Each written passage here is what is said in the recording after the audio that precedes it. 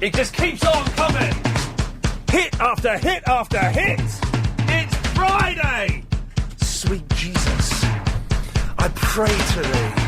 The weekend is here. God bless you. Oh, it's the weekend. I'm so excited. I just can't hide it. I'm about to lose control. But you know what? I think I like it. Agent Chris is here. Good evening, Agent Chris. What? We never do this. I know we don't, but I just feel maybe we should do it.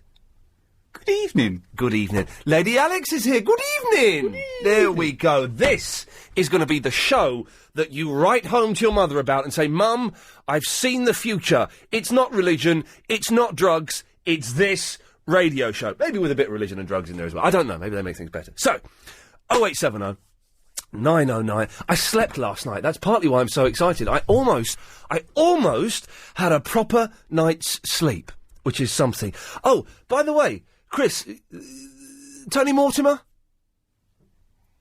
Yeah. Does it mean anything to you? No. Think. Focus. Tony Mortimer. Don't tell him. Focus. No. Bearing in mind, we had a conversation about Tony Mortimer 20 minutes ago. We actually talked about Tony Mortimer. So we're downstairs 20 minutes ago having a conversation about Tony Mortimer. 5 minutes after that conversation, I made a reference to Tony Mortimer. He went, who?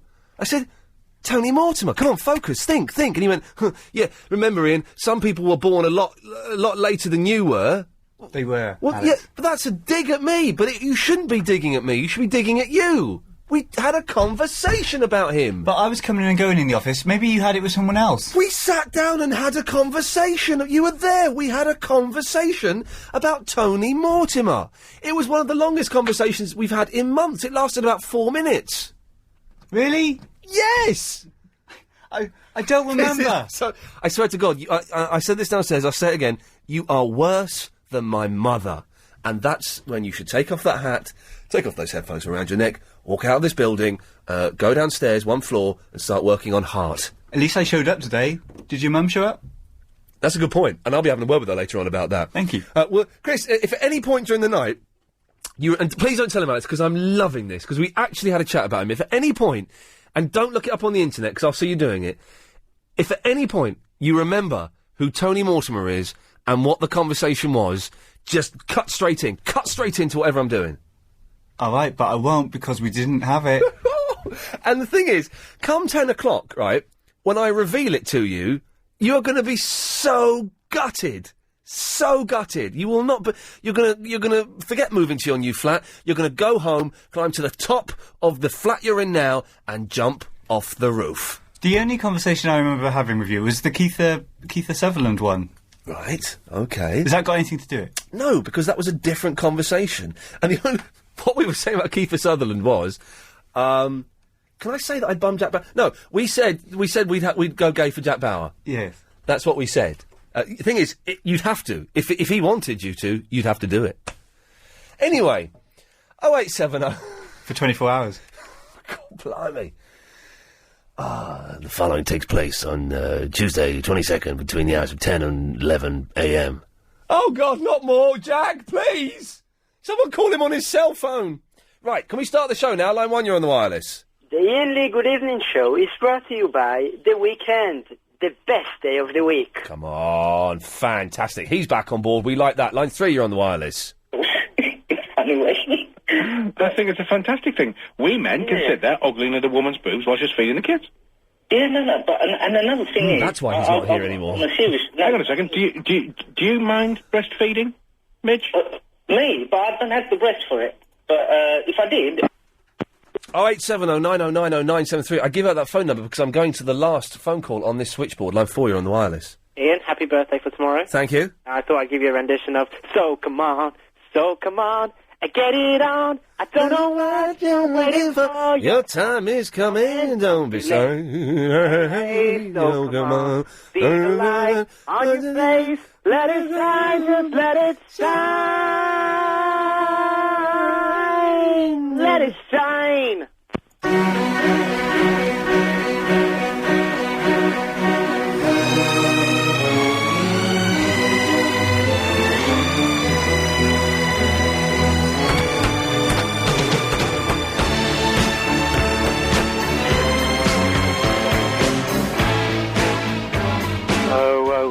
Rise all you sons of this land, let us sing of our joy to be free, praising God and rejoicing to be.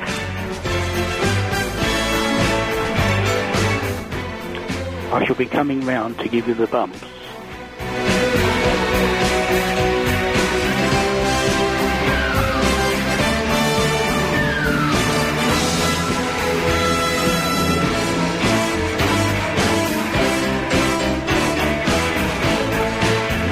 Iain. Hello? Iain. Iain, it's Tony Mortimer. Tony Mortimer? Yeah. Must be hoping to get through to Ian. Ian.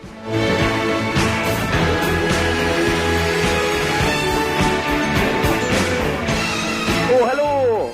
Hello, everybody. It's Reeve. Follow the bear. Man City forever. Follow the bear.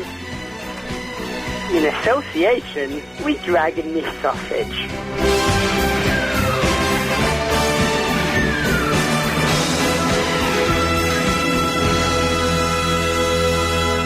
Hello there.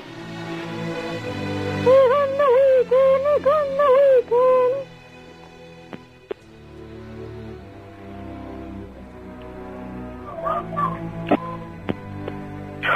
Oompa, doompa, stick it up your jumper. Oompa, doompa, stick it up your jumper. Cranberry sauce. Okay. Ian, you down there?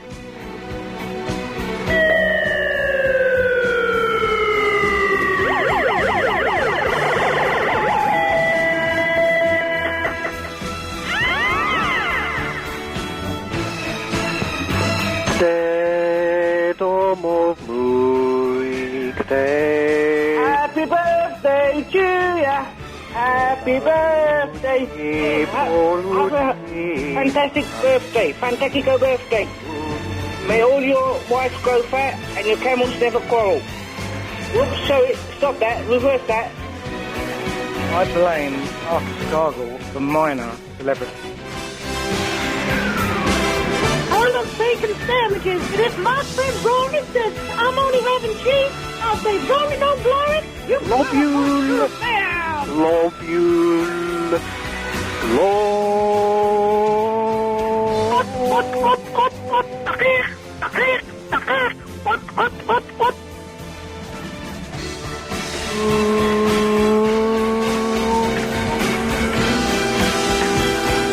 It's been too long, been way too long, baby, now, way too long, been way too long, baby, now, way too long, can't wait too long, baby, now, way too long.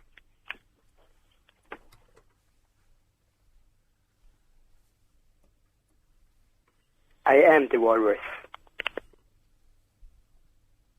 Line 8, you're on the wireless. Hello, baby. I am the Big Bubba.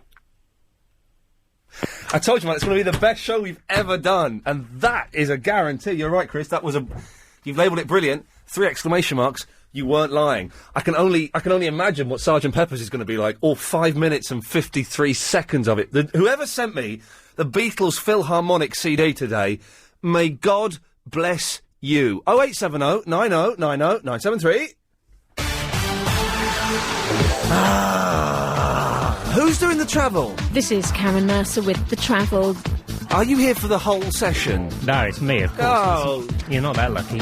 I'm going to do till 8 o'clock. I'm going to go down there. I swear to God, I'm going to smack him in the face. Not again. Who's on from 8? Will Gowing. Oh, I like him. He says Jubililly for us. I heard him do that last night, Jubililly line. Can you say Jubililly line? I would have... Oh, yeah, there are problems on the Jubililly line. I'll do that then. Good. Yellow's Coldplay. Alex just surprised me with something incredible. Alex, can you just say that sentence one more time? Travis, we're good. Now, we'll leave it at that. But thank you. Nasty Adam, can you believe that Alex said that Travis were good? Yeah. Yeah. Okay, 0870 90. He still calls up. And you know he'll be calling for the whole show. Ladies and gentlemen, that's Nasty Adam. It's this show's very own psychopath. So he'll be calling up throughout the show. Well, look, here he is now. Let's find out what he wants. But, I've knackered the touchscreen. But let's find out very quietly. Nasty Adam, what do you want? You have to speak up, Nasty Adam. We can't hear you. You just have to speak up, Nasty Adam. We can't hear you very well. OK, thanks. Well, there we go. I heard that bit. That's nice. Let's move on to genuine callers now. Line 7, you're on the wireless. Hello, Ian. Hello there. Two Lane Blacktop is out on DVD. Shut your face! Yes. Has it got bonus features? I'm not sure, but it's in Mojo this month. I hope it's not one of those horrible, sometimes they release stuff on DVD, like The Jazz Singer, and it's a really bad print, and there's no extras, and I hope there's a good behind-the-scenes documentary. I hope there's just loads and loads of stuff in it, because it's the greatest film ever made. Well, I don't know about that. It's the greatest film about a car that's featuring a Beach Boy and James Taylor ever made. I will give you that, sir, definitely. And Laurie Bird. Oh, yeah, I remember watching it when I was about 16, and kind of not a lot happens in... Someone's shouting, but it's not released yet. Oh, well, when is it released, Bob? It's very soon, because it's in the Mojo this month. Okay, well, I will assume... Monty Hellman directed, didn't he? I think so. As soon as it's... I nearly spent like $150 once on eBay buying a hooky version of it. That's the same one that I was trying to get on eBay. Yeah, it went up, it got a little bit too pricey for me, and I had to back down, but... Anyway, the world's a much better place, Ian. Bob, God bless you for that. Let's go to line 2, you're on the wireless. Hello, line 2. Thank you. Which question? The Chiltern Hills in the Dollar, right? Yes, Chiltern Hills, Dolomites and Mount Ararat. It's got to be really lateral. Okay. Are people just phone... has Midge got his own kind of fan base now, where people just phone in and play really bad audio quality of... Oh, line 10, you're on the wireless. Sorry, wrong number. No, it's definitely line 10. Yeah. Oh, no, you're right, actually. I did mean to go for line 9. I thought you weren't going to call in, Nasty Adam. Yeah, we can't hear you. It's not our problem, because we don't want to hear you. It's your problem, Nasty Adam. Now, I thought you weren't going to call in anymore, sir. You're sending out bad vibes on this, the most shindiggeriest of all shows ever broadcast on the radio, sir. We don't want your bad vibes, Nasty Adam. Take them back to Finchley with you. Good. Oh, you're going to drill my teeth, are you? Big time. Okay, well... Okay, well, stop using bad language. So the competition is... I do apologise if anyone heard that. He's an idiot. He won't get through for the rest of the night. So the competition is what? We have to guess what his last name is. What? Is that the competition he just set? I think he set a competition where he will drill my teeth if we can guess what his last name is. I think he just said his last name, didn't he? I think he gave the answer away right at the very end there. He'll drill your teeth big time. Big time. Now, I'm going to the hygienist tomorrow. Wouldn't it be funny if you could get strapped down and then some mad jock starts going, "No, Lydian!" but in a Scotch accent. Line 1, you're on the wireless. It's a Beatles special. I don't know if this one's on. I don't think it is.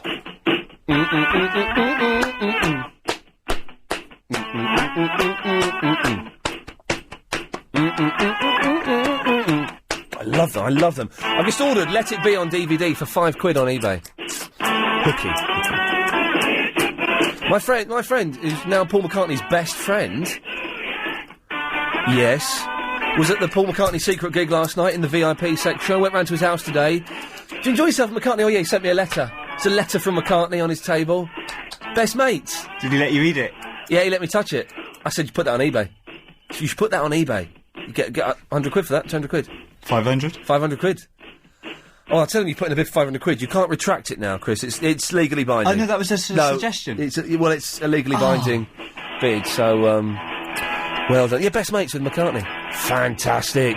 So, to go one up on him, I need to become best mates with Ringo. How do I do that?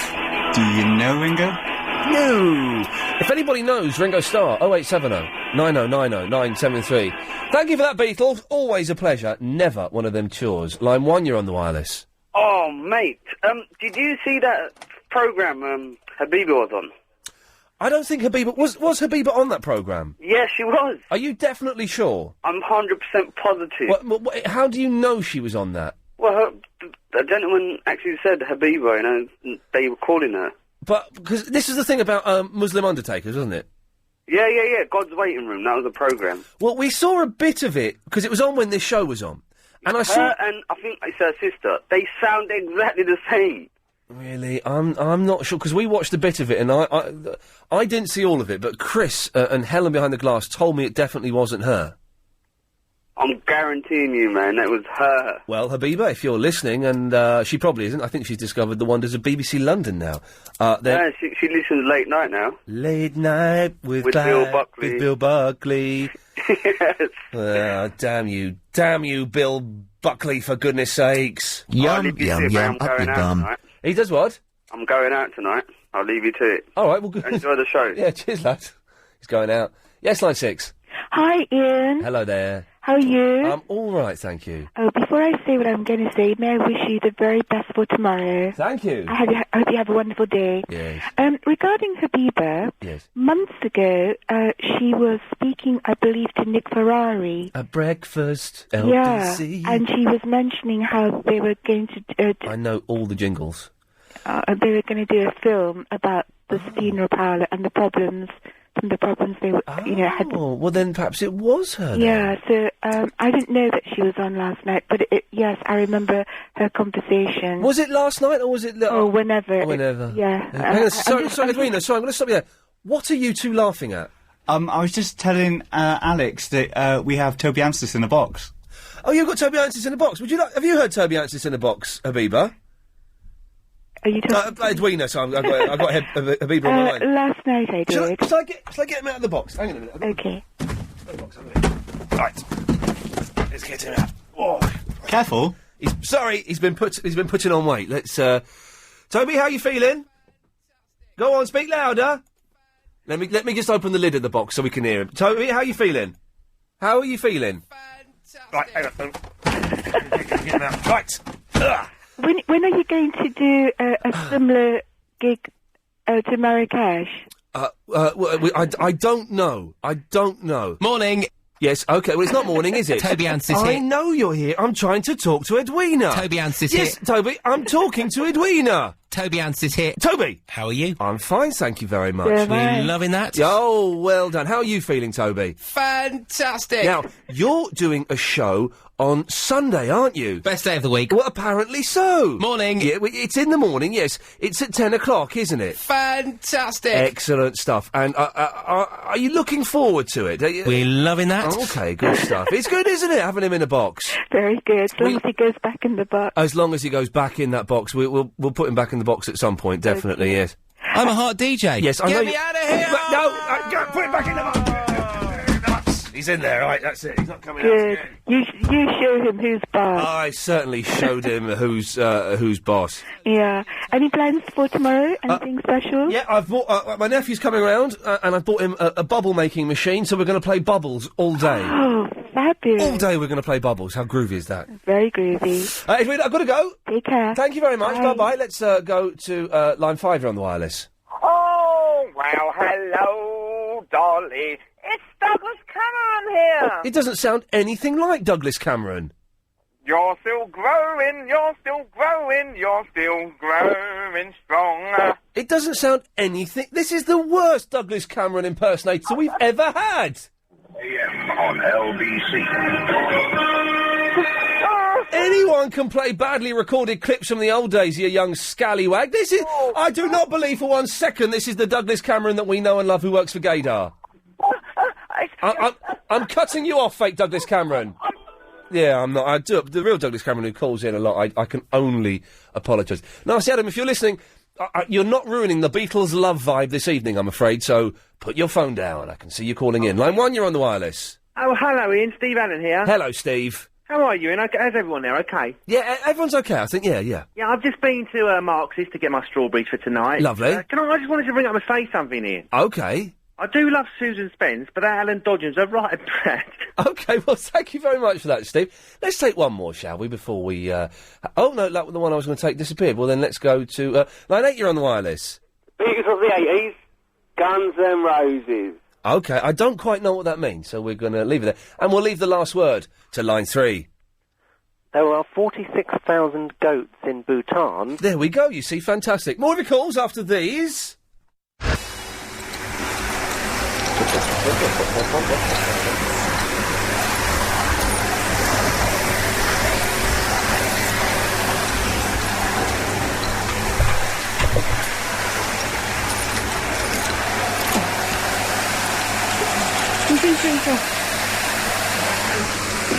Non gli prendo addosso una cosa.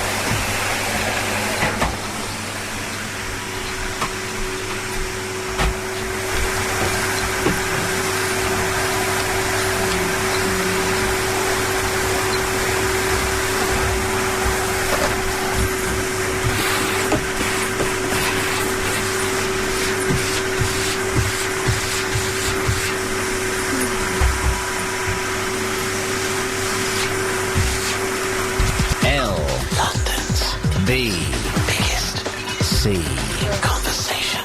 This is LBC 97.3. Sapo już trafił.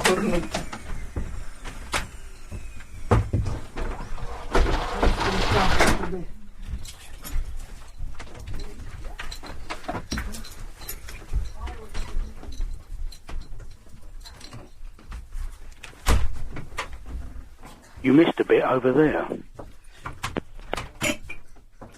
Thanks for that. Thank you. Did you hear that? That was one of his best. It's actually one of his best. Rick is in the Dagenham. Hi, Ian. Hello, Rick. I did. It's the first call of the night proper is the global warming idiot. No, not global warming today. I want to play a song from the person I think is the Beatles of the 90s, yeah? Oh, yeah, because we did that, like, ages ago. Yeah, I'm going to play you the song anyway. Right. Alright, here you go.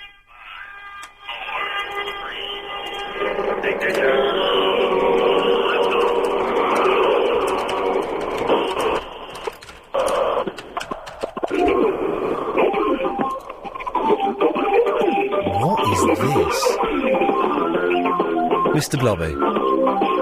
Yes, thank you, Rick!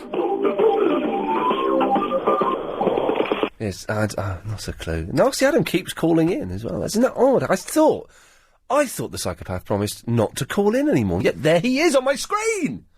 He ain't ruining the Beatles vibe. I tell you what, though, he's not going to ruin the Beatles vibe tonight, but you can. I'm feeling pretty darn good tonight. I actually got some sleep last night. It wasn't a full night's sleep, don't get me wrong. I'm not back on the horse yet, but I'm certainly sniffing the saddle. And so I'm feeling much, much better. But I don't want to get too cocky, okay? Don't want to get ideas above my station. Don't want to get too big for my boots. So I would love it, and we'll read these out. I would love it if you could send me emails only, not on the phone calls, just bringing me down a peg or two, slagging off the show, criticising me, anything like that would be very, very useful. We'll read them out, even the ones with swears in, because we've got the, have we got the swear, where is that?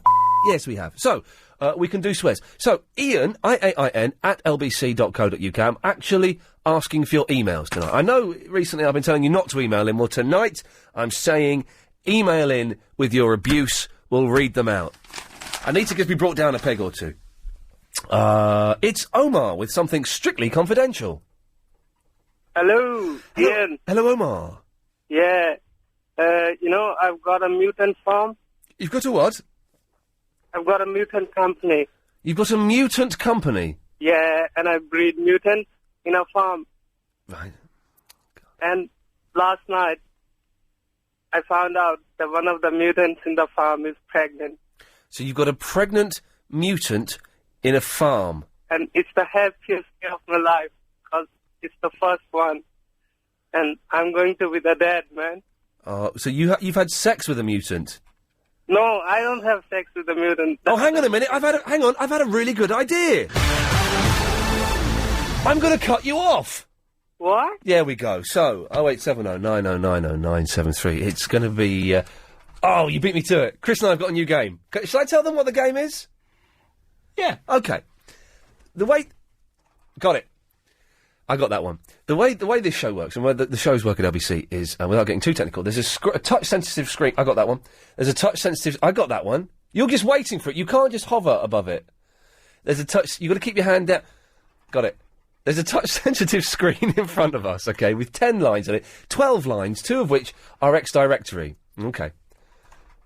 2 of which are X-Directory. And if you've been listening to a show earlier on in the week, you would know how to access those X-Directory lines. I got that one. Or did Alex get it? I think Alex. Alex, you joining in? Oh, nice one. 3-way split. Okay, look. I got that one. So if you've been listening to the show earlier on, in the week, you'd know how to access the 2 X-Directory lines, okay? I'm not going to go through it again, but there is a way of doing it. It's quite easy. And if you get through on the X-Directory, you come straight to air. We take you straight to air. Oh, he's done 2! Oh, I got one of them. I got the second one. Okay. So, right, I'm going to explain it. I'll stop playing for a second while I explain it. So, there are 10 lines that most normal people can access. And if I want to put a line through, or if Chris wants to answer a line, we just touch the line that we want to answer, and then we touch where we want it to go. Okay, simple as that. There's also a hang-up button, where if I press hang up, then touch a line, that line gets cut off and hung up automatically. Now, Nasty Adam is calling in from 2 different phones. So Chris, Alex and I are playing the game to see who can cut him off the quickest. It's good fun. I wish you could all join it. I got that one. It's good fun. Let's just hang on a minute. Let's get some appropriate music, and we'll have a proper session of this, shall we? Let's okay. We've got to keep a score. Okay, we've got to score it honestly. Let's go. Are you ready? Steady, go. I got that one. 1-0. One to me. Oh. Hands got to go on the table. Hands got to go on the table. They are. On the table. Oh, he's going to stop calling in. Oh, he's ruined the game. Oh, he's ruined the game. He might call back. Oh, no, that's Craig. Don't cut him off. Real chance. Come on, Adam. 0870 90 90 973. We want you to call in now. Craig? Craig? Yeah. I'll call you back in a minute. He didn't call in. Bottler. Oh, what a bottler. Oh, no, he's a psychopath and he's a bottler. We'll play it again later on. He will get the hump, and we'll call in a little bit later on. I've got lots of emails. Shall we see if any of them are slagging us off? Let's see. Oh, here we go. Here's one from PK. I need some music for let's have a Beatles. Let's have a short Beatles to. I tell you what, no, keep sending the emails in. We'll do them after 8 o'clock. We'll have a roundup of your nasty emails after 8 o'clock. Iain@lbc.co.uk. I'm going to print these out. Chris, if I print these out, where do these come out to? Outside here. Are you sure? Because I've tried to print stuff before and it doesn't. It's by the couch. Which printer is that? The second one down. That one there. Yeah. So they wouldn't have gone there. What? So I'm going to print that one. Okie dokie. You should really be doing this as a producer. Any way I could persuade you to do this? Is there any way... any ways I could get you to... no, Chris, you're not actually going to do your job and print off these emails for me. You're not... I'm taking calls. Yeah, but also your job is to... Oh, look, I've got to reset that every time I want to print something. Well, why don't you set it as your default printer? Well, how do I do that? Well, let me do it. Well, do it then!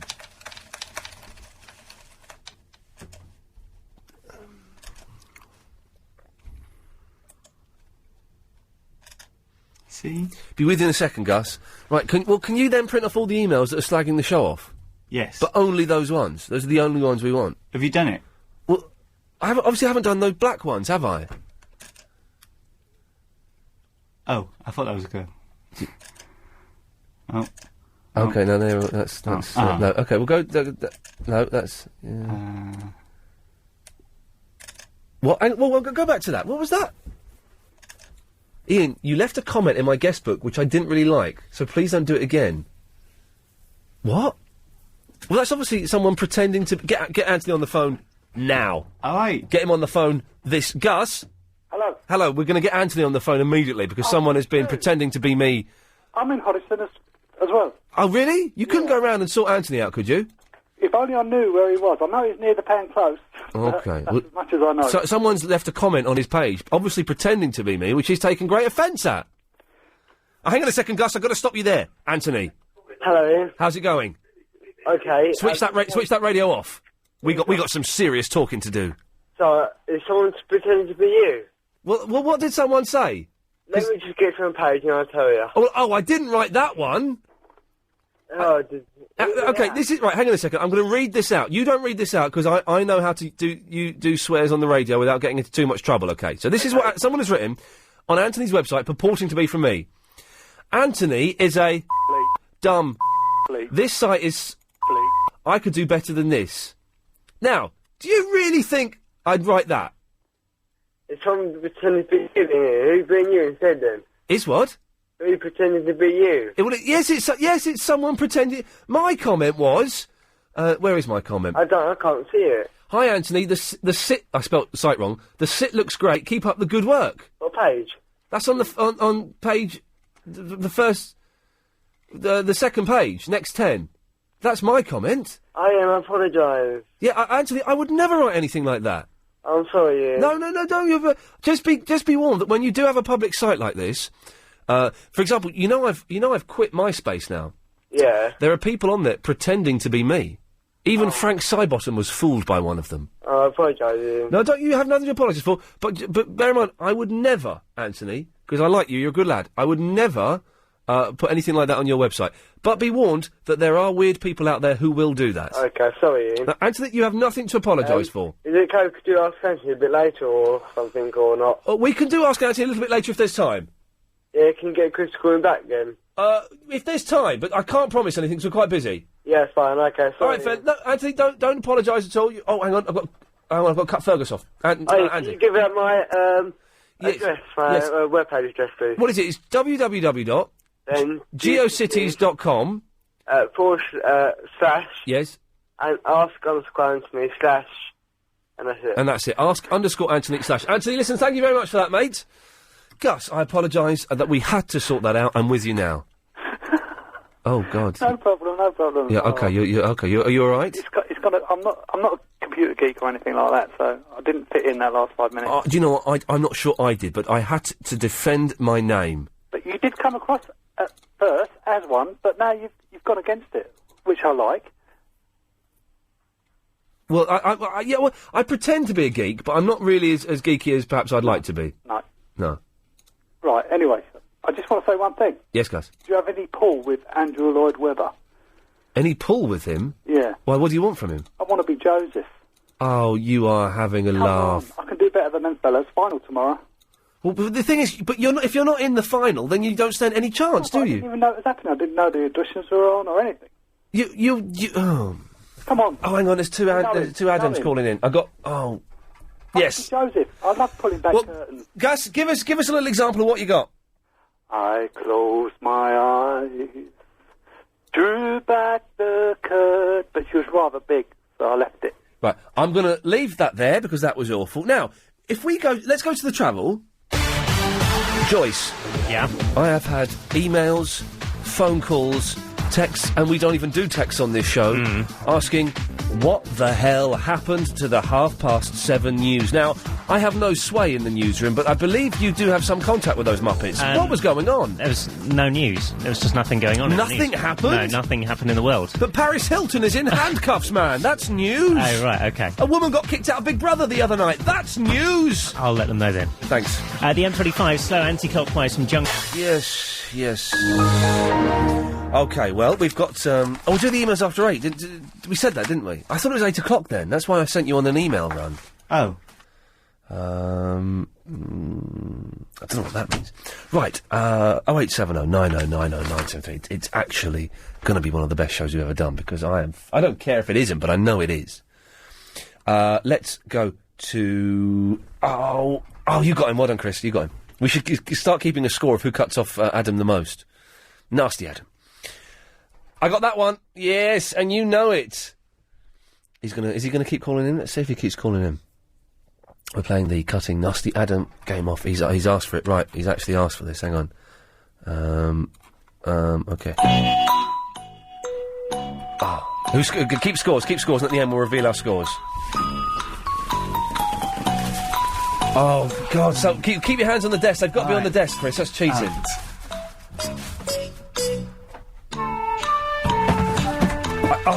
no! I think you're closer to the screen. But I didn't get it. Come on, Adam, call in. Come on, Adam. Time's running out. Oh, I'm not getting any. Okay, time's nearly up. No. Come in, man. Oh, I got 0. Oh, I got... Alex, did you get all of those? No. What? I didn't get any of them. Huh? I thought it was you. Adam's playing with himself. Maybe just hung up. He's hanging up. Adam is beating us. It's Adam doing it. Yeah. He's a genius. You have to respect that. Nasty Adam won the cutting off the Nasty Adam game. Fantastic. Well, that makes our job easier, though. Look, he just keeps phoning in and putting the phone down now. Fantastic. Hey, man, how you doing? You all right? Good stuff. Let's go to Kabir. Hello, Kabir. Oh, hello, Ian. How are you? I'm all right, actually, yeah. Yeah, Ian, do you know you went to Las Vegas last week? I did go to Las Vegas. Yeah, I want to ask you, did you go to Area 51 last week? Did I go to Area 51? That's that place where people pretend that they have aliens and stuff there, but really they don't. Chris was saying to me on the phone that you nicked some aircraft there. I want to buy them from you. Chris was saying I nicked some... Chris? Yes? I told you not to mention that. Oh, I thought you said do mention it. Oh, I did. I told you not to mention that, mate. That's military stuff. Make yourself clearer. You make yourself clearer. So Ian, can I have them anyway? Look at that. Yeah? Wow. Is that a birthday present? I think it's a... I'm not sure. I think it's like a cake. No, why would you be interested in them, Kabir? Because I want to nuke someone. Right, well, the equipment I have got my hands on would not be suitable for nuking someone. Who do you want to nuke? Russia. You want to nuke Russia? Yeah, because they were threatening us last week. Because they're... Why are you... What's it, I'm going to stick a missile at this kid's backside. Speak clearly, boy! Now, Ian, can I do the news as well? Can you do the news? Yeah. Go on, then. Okay. So can I have some music? Yeah, sure, here it is. Oh, no, I pressed the button that cuts you off. Line 6, you're on the wireless. The cargo is on its way. Very grateful. Good lad. Raj. Hi, Ian. How you doing, mate? I'm fine, Raj. How are you? Not bad. Oh, happy birthday for tomorrow, anyway. Thank you very much. All right, no problem. Listen, you watched the Transformers preview a few months back. I wanted to talk to you about that. Oh, yeah, this is the Transformers movie. Chris and I went, it was a couple of months ago, I guess, and we saw like a 20-minute, I think it was 4 or 5 scenes we got to see. Mm. And it wasn't finished, and some of the special effects weren't done, but it was fantastic. Yeah, I'm quite jealous of you. Did any of the Transformers actually talk? Did you actually hear any voice output? You did, but the voices were really quiet on there. Did you hear anything from Prime at all? Chris, did we hear Optimus Prime? I think we did hear Optimus Prime. I just remember the voices of the Transformers were too quiet in the mix, and you struggled to hear what they said. How did they look on screen, though? They look wicked. They looked amazing. They look massive. You know, they're like the size of a house. But the only criticism I had of what we saw is that it's there are elements of it that are a little bit too comedy, and I thought they should make it like a proper, space war film. That we could be facing Armageddon, and they didn't. And there are a few jokes in there, but there's a really sexy girl in there. We must try and get her in at some point because she was hot. Yeah, but I think she's already married anyway. But but like the footage did look all day. It's cracked up to be though. Yeah. Oh, it looked amazing. Now whether it was 20 minutes, and you can make a really bad film look good if you only take 15, 20 minutes of it. So Adam's still calling in and hanging up. He's a genius. He's actually a genius. I think he likes you. He thinks he's winding us up. Oh no, I got that one. Oh no, I did get that one. There we go. But yeah, it looks good. When's it coming out? It's a month or something, isn't it? It's coming out July the 4th. 27th of this month. No, sorry, next month. Okay, so we're getting a bit later. Like so Australia are going to get it on the 28th of this month. What? Australia? Yeah, go to cinema.com and they'll tell you a full listing of all the... I thought America, it wasn't coming out in America until July the 4th. Yeah, but somehow Australia are getting special previews. How and why, I do not know. But damn those 28th of July is what they're going to get. Are you going to be going to, like, the premiere or anything? Oh, no, do you know I won't? What will happen is we'll get invited to a special sort of press screening, which we won't be able to go to because it'll be at 6:30 in the evening, as these things always are, so we can never go to them. We possibly will get invited to the premiere. I won't be. I don't like premieres. Why is that? I've never been to one. I just don't like the look of them. It seems pointless. I'd much rather go to a cinema with a couple of mates, get a big box of minstrels and just watch it. I don't want to go to a premiere because then watching the film isn't the main focus of attention. It's some tart from Big Brother walking up the carpet is the thing. Right, listen, I've got to go. Thank you for that. 0870 90 90 973. Like any parent. OK, we'll do those emails after the news at 8 o'clock.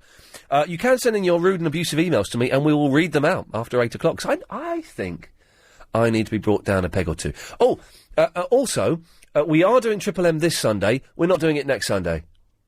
We're going to take a week off and we're going to have a rethink as to whether it's something we want to carry on doing on a Sunday night. So we're definitely doing it this Sunday, possibly with webcam, I believe. Is that happening? We might as well do it. If it's going to be the last one, we might as well do it. All right, I'll get it sorted. Get it sorted out, and then we're having a week off. That may be a week or it may be forever. We're just going to see. Chris, Alex, and I are going to have a long chat about pros and cons, kids swearing, so make the most of it this week. Douglas is on the Southwark Bridge. Little bit of feedback for you, Ian. Oh yes. Oh God. I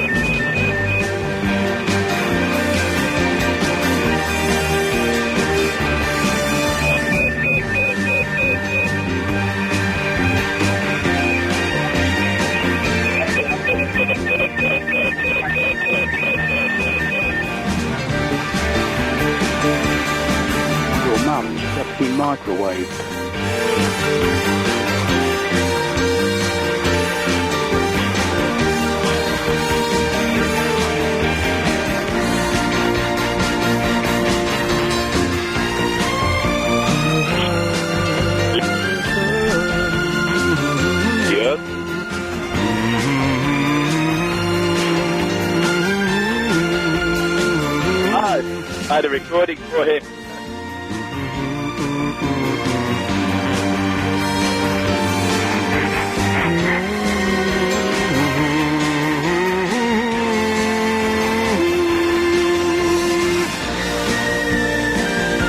Happy birthday to Mr. Iain Lee. This is the world where happy people are. 0870 9090 973. I'm loving this show. I don't quite know why, because it's not really that good when you think about it, is it? Yes, we have it. Right. We'll do your emails. Keep your emails coming in. We've got a few here that will, we've got 4. We'll ask you to send in your slagging off emails. Oh, yeah, but this is what I wanted to ask. I don't want to get all Andy Crane on your ass. Can you still... Do you remember this? Do you remember this? I actually started a sentence on radio with, do you remember this? I think that's where it's going. Do you remember this? And maybe you can still get it. I don't know. I'm quite naive when it comes to...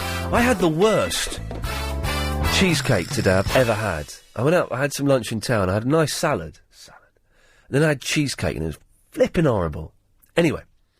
I don't like cheesecake. Oh, it's good. You get a good cheesecake. You shouldn't mix, like, sweet and savoury. Well, I don't. I have cheesecake. So I mix sweet with sweet. What savoury are you having? Are you having, like, asparagus cheesecake or something? Cheese is savoury. You're having beef cheesecake. Cheese is savoury. But it's sweet cheese. It's like cream cheese, which is sweeter.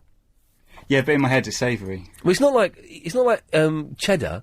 It's not like cheddar and biscuit base in this country, or a softer base if it's from the States, with strawberries on top. That's not what it is. Yeah, but the fact... Although that would work. The fact that it's called cheese puts me off. Do you not ever have, although talking about that, digestives with a bit of cheddar cheese on top? That's what I'm going to have tonight for my supper when I get in. No, you have crackers. No, digestive, because it's sweet. and it's got that. It's the best thing. Okay, 0870 9090 973. If you've got some digestive biscuits and some cheddar cheese, and I want you to have a cheese and biscuit on the radio live on the air. That's what we're going to do. Anyway, the point I was making: can you still get ice cream in cardboard? Do you remember the ice cream in cardboard? Do you mean wafer? Well, that's wafer. By the way, who's Tony Mortimer? Yeah. You don't know? No. Okay. You're going to have to remember him soon. We didn't have that conversation. We had a conversation about Tony Mortimer. No. We did. We didn't. We did. The thing is, I'm going to have to mention Tony Mortimer after 9 o'clock, so you've got an hour to think of who Tony Mortimer is. Or face the consequences. All right. But you used to get, like, long ice... like a rectangle of ice cream in cardboard. I used to get it in my nan's, and she'd open it up, and you never used to get it? A rectangle of ice cream in cardboard? No. I remember, like... Yeah, I remember it. And it'd get soggy at the end. It would get soggy at the end, yeah. If you'd leave it out too long. And you get, like, Neapolitan or just vanilla. I think they're the only two flavours. Do you mean those, like, wafer ice cream sandwiches? Well, so they're in wafer, are they?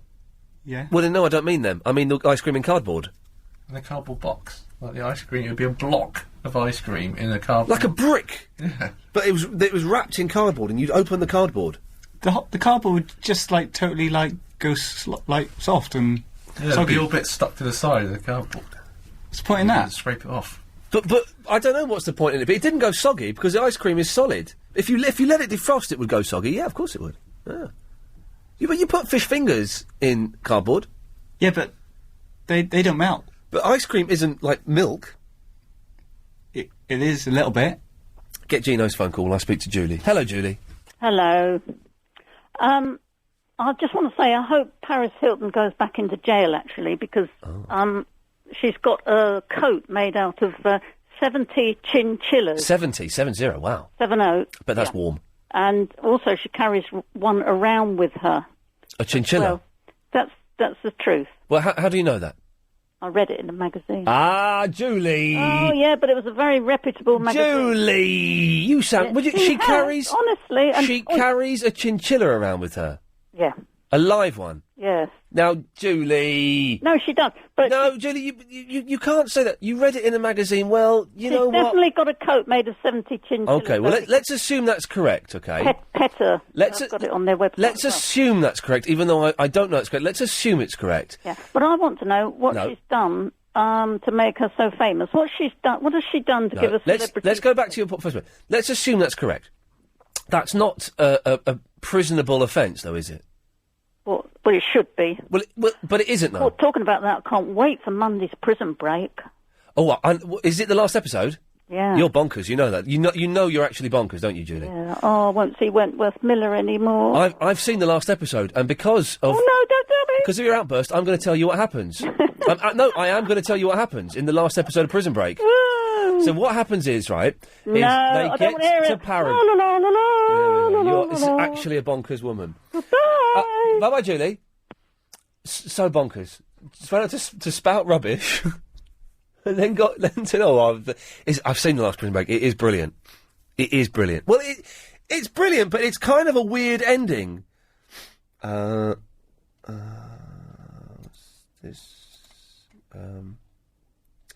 kind of a weird ending, which I didn't quite understand, I'll be completely honest. But, right, let's do these emails. Hang on, before we run out of time to play this music. So, here we go. Here's the email music. Oh, where's it? Oh! This is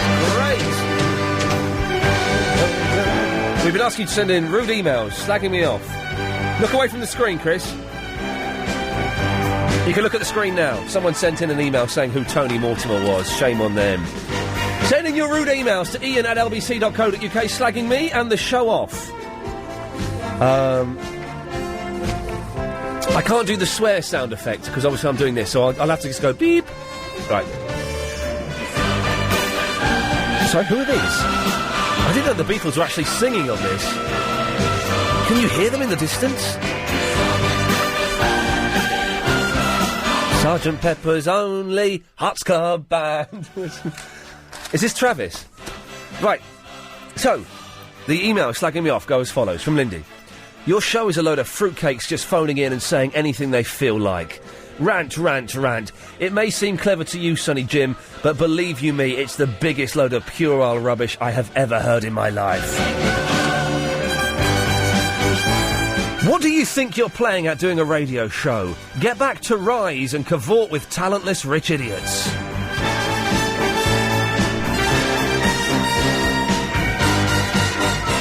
Normally, I listen to your show on the podcast. However, I was returning from an orienteering event, driving around the M25, and it was your show from Marrakesh. It might have been an amusing show.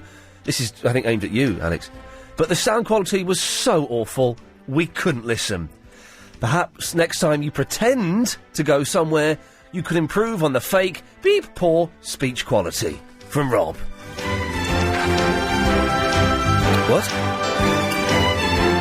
Sorry, but I'm probably the only Londoner who finds your show insipid, lacking in any content and boring.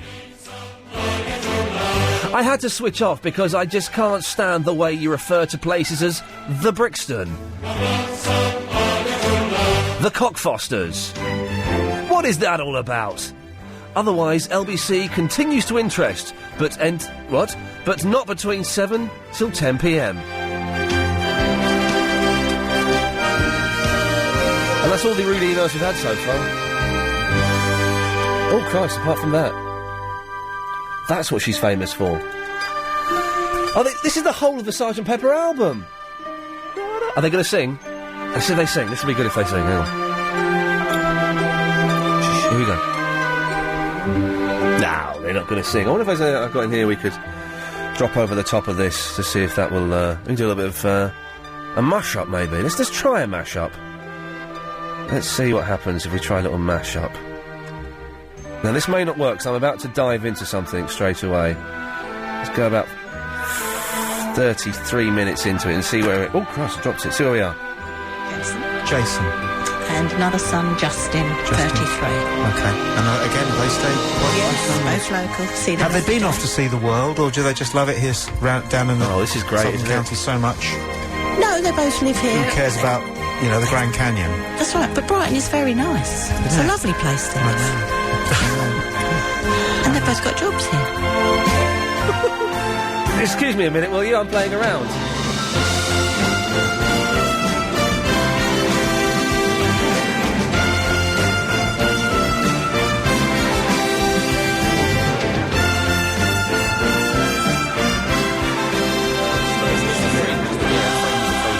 Thought you would have spotted that one, yeah. Well, no, I missed that because I was too busy having a life. But do we think that she'd been sent by Widmore or Hanso to give Desmond the boat? This obviously isn't a coincidence, is it? No, there's something very fishy about this. It's just... Oh, excuse me a minute, I'm just going to play around. I've only got 1 minute 42 seconds left.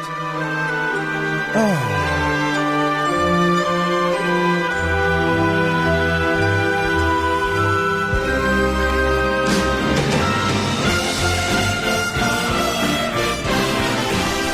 Nobody believes it. Nobody's buying it. So I said to Paul, who's running events here, why don't you tell people? He said, I don't want to go on microphone, but he's the only one who knows the information. But my voice doesn't carry the credibility. So we've got Phil, the producer. So what's going to happen here is Paul is going to tell Phil what we need to know. We're probably getting a lot of trouble for this, but you know what? I'm kind of fine with it. Let's see if we can get one more in just before the end, shall we? Where would we go to? Let's go to M. Oh, no, I'm not going to find it in time. I'm not going to find it.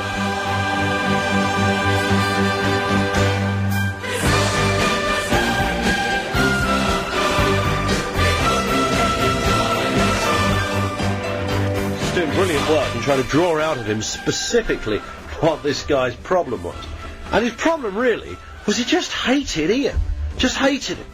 He just hated him. And there will always be people like that. He's not Nasty Adam. Couldn't stand it. For whatever it was, and Iain couldn't work out quite what he might have said in the past. There was something he did on a TV show once or something that might have upset this guy. Wow. Oh, I've just seen the future. And it looked a little bit like that. Travel news now, is it Will? It is indeed. Good lad. Evening, thank you very Don't much. muff it up. I won't. Accident in the Hammersmith one-way system right now. Julie's, So, Christine, Julie's got her wish. What was that? She wished for Paris Hilton to go back inside. Oh, is she? She's just going back in prison now, yeah. Oh. It's on the Sky News. I've done an exclusive. They haven't done it on the news yet, have they, here? Hang on a minute, hang on, I've got something. Hang on. It's not technically correct because it's also on Sky News, but... And that was an LBC 97.3 exclusive. Well, it was my exclusive, but that's, she's going back to prison because she has a chinchilla coat. Which is incredible. Her excuse for not going into prison was something like, because she brings beauty and excitement to everybody else's lives. I was told... Ooh, what? Hello, Iain. Go away. Yeah, go away, you weirdo. annoying friend. Pervert. Yeah. Chris told me that she was let out because she had a rash on her, Wang Chung. Is that correct? I don't know. It wouldn't surprise me, though. I'm guessing the judge had to inspect it and went, that's fine, get back in there, love. Anyway. You were talking about well, you weren't. That other guy was talking about Transformers and Optimus Prime. Yes.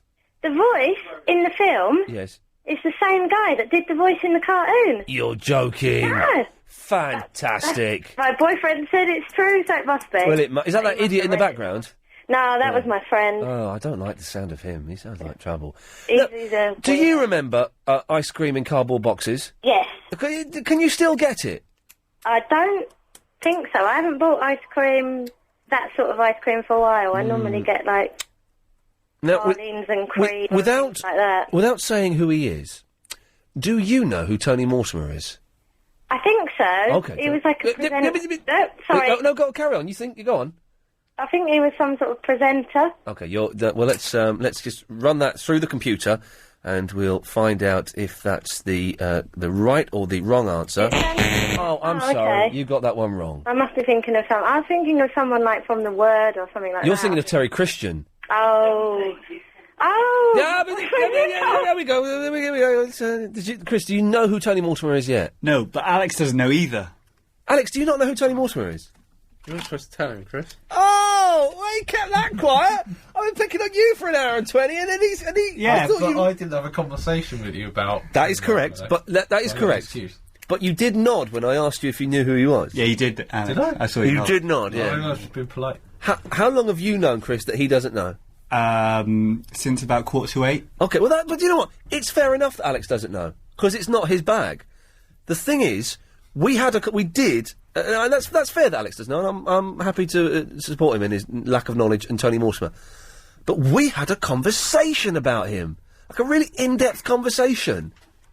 I think you're mistaken. No, I'm not mistaken. And when I tell you who he is, you are going to remember that conversation, and you're going to yeah, like that. Seriously. No. Okay, coming up after 9 o'clock, I reveal to Agent Chris who Tony Mortimer is and what that conversation was we had. It's not a trick. We actually had a proper conversation about him. Gino! Iain! It's the Beach Boys! Yeah, did you catch it? Yeah, it was round, get around, I get around. Oh, man, listen. Oh, it's this bloke. I wasn't into the Beach Boys. It's this bloke, I've just remembered who he is. Yes, go on, Gino. Oh, you've just remembered who I am? I like you, you're a good call. Oh, mate. Okay, before we get on to the brilliant bit, which is ice cream in cardboard boxes... Yes, Governor. Can I have my little whinge? I'll keep it to 2 sentences. Okay, there's no swears in there, are there? No, I don't swear in real life, no. Okay, Iain? Yes. I was chit-chatting away to you about you having the privilege... being in a privileged situation of having Kathy Lloyd on your desk, right? Kathy Lloyd? The model. The Danielle Lloyd? That's the one. Yeah. Anyway. Yes. Then, when I hang up from you and turn my radio on, there's some geezer accusing me of being drunk. Who was accusing you of being drunk? The next caller. You are having a laugh. No, he said he sounded drunk. Oh, God, well, isn't that just disgusting? I know, isn't it? I mean, there's a huge difference between 60 milligrams of prescribed Valium... Hang on. Yeah, This, now we've got the system working. This is how the system works. Synchronise it. No, that'll confuse your callers. It would do, wouldn't it? So go And on. half of them think I'm drunk anyway. Yeah, well, shame on them. Thank you so much for siding with me. Yes. Drunk? Drunk. I don't drink, Ian. No. And my friends are wetting themselves, and they said, have you taped it? I've gone, no. And I ain't got... How long do your podcast last for? Sorry, what? You know, when you do your podcasting... Well, there's either the little free 10-minute one that you get on iTunes. Yeah. By typing in Iain Lee. And by the way, in maybe a month or so, I'd type in Iain Lee and just see what comes up. You might be pleasantly surprised. All right. Or you can get the whole show podcast from the LBC website. Ah, right. Now, the whole show, how long is that on the interweb for? It's up there forever. Once it's up there, it's up there. But it's on the LBC website, and you have to subscribe. Yeah, that's cool. Yeah, it's only £2 a month or thereabouts. Oh, that's cool. Yeah, cool. I just want to play it to my mates, because I didn't think I sounded drunk. No, you don't sound drunk, no. Do I sound drunk wasted. No, you sound wasted, no. No, not at all. Right, and I'm exactly the same as I had before. Do you know what I mean? Anyway. Back to... Anyway. Chocolate in cardboard. Well, ice cream. Yeah, sorry, yeah. Why this sudden desire for it? I just remembered it, and I wanted to know if it still existed. I think it tasted better. Yeah. 'Cause that was, Ian, that was from the days when ice cream was ice cream, and there wasn't 1,000,001 varieties. There was vanilla, ice cream. there was chocolate, and there was there was the one Neapolitan, That's the and one there was I was also looking for. the most hideous one in the world, Tutti Frutti. Yeah. That was disgusting, Tutti Frutti. Oh man, never came across that. You never came across a Tutti Frutti? Nah, not in but not in a cardboard wrapper. No. But do you remember Raspberry Ripple in a cardboard wrapper? We are turning into the Andy Crane show. Yes, I do remember that. Oh, okay, right, okay. But Ian. Yes. I went to the shop yesterday, yeah, because the same shop that do what you're after do choc ices, yeah, man. Right, man. And I know it's a bit old school, but Ian, choc ices, man, 10 of them for 89 pence. I like choc ices, and I like the cheapy choc ices. Yeah, that's what these are. Well, yeah, 10 for 89 pence, yes. Yeah, man. Yeah, Yeah. Anyway. Hey, nice. But it's available. Good lad. Am I allowed to tell you what shop it's from? You can do if you want. Okay. Co-op.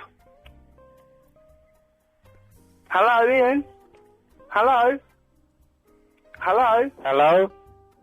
Sorry if saying that has just blown you away. Yeah, it's available from the Co-op. Hello? Hello? It's G-Man. No, it's Gino talking to Iain Lee. No, it's G-Man.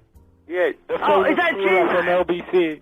Oh, G-Man, I love you. Oh, thank you. No, I don't love you, but... Oh, yeah, but I don't love you either. I don't love you in a gay way. I love you... So you like me?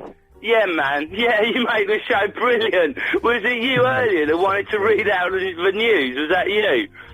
No. Because I still ain't gotten over your last weather forecast. Yeah, I don't do that anymore. Ask him to let you do a weather forecast, man. I think we're both alright. And it wasn't a weather forecast. No. It was travel.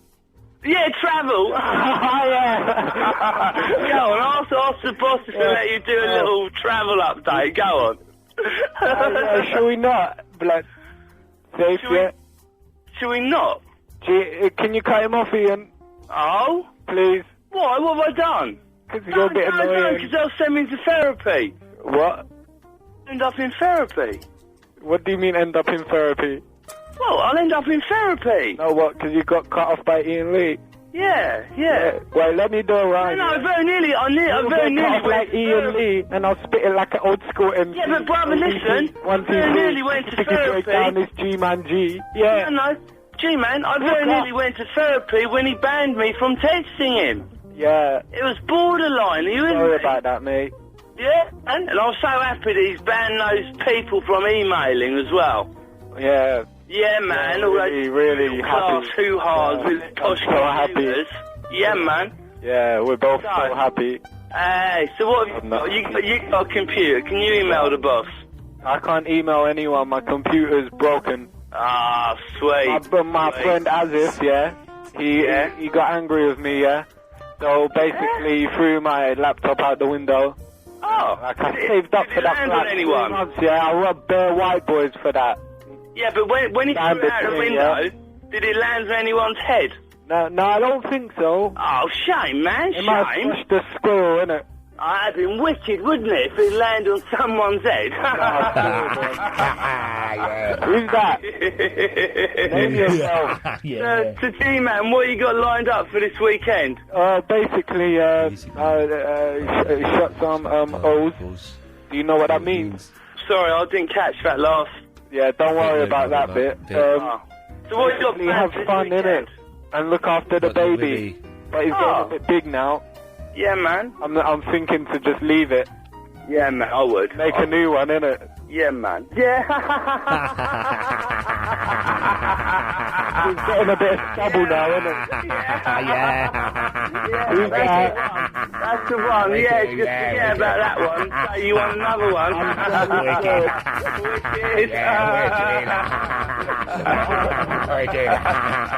Stop intimidating me. I'm shaking. Who's that in the background laughing? I think it's your mum, bruv. My mum? Yeah, your mum. Nah, she's abroad, man. I thought you were going to say. So tell me, why is this called Imodium Plus? There's nothing better than seeing idiots like that. Anyway, right. Oh, we've got an email here. I can do the swears now because I'm not playing music. Hang on, here we go. Oh, my legs are really... I've got growing pains in my legs all of a sudden. Hang on a minute. Betty? Yeah? Chris isn't here, but I'm going to mark you for callback. I'll call you back in a bit later. After the news? I don't know. It's only 8:30 now. Yeah? He'll call you back soon. Yes, okay. Cheers, love. What do you want? Yeah, I was asking you, is your birthday What? You asking if I farted? It's your birthday tomorrow, isn't it? Right, I'm going to mark you for callback, but we may not get time to call you back. Why not? Because you're an idiot. So, asking you to send in abusive emails.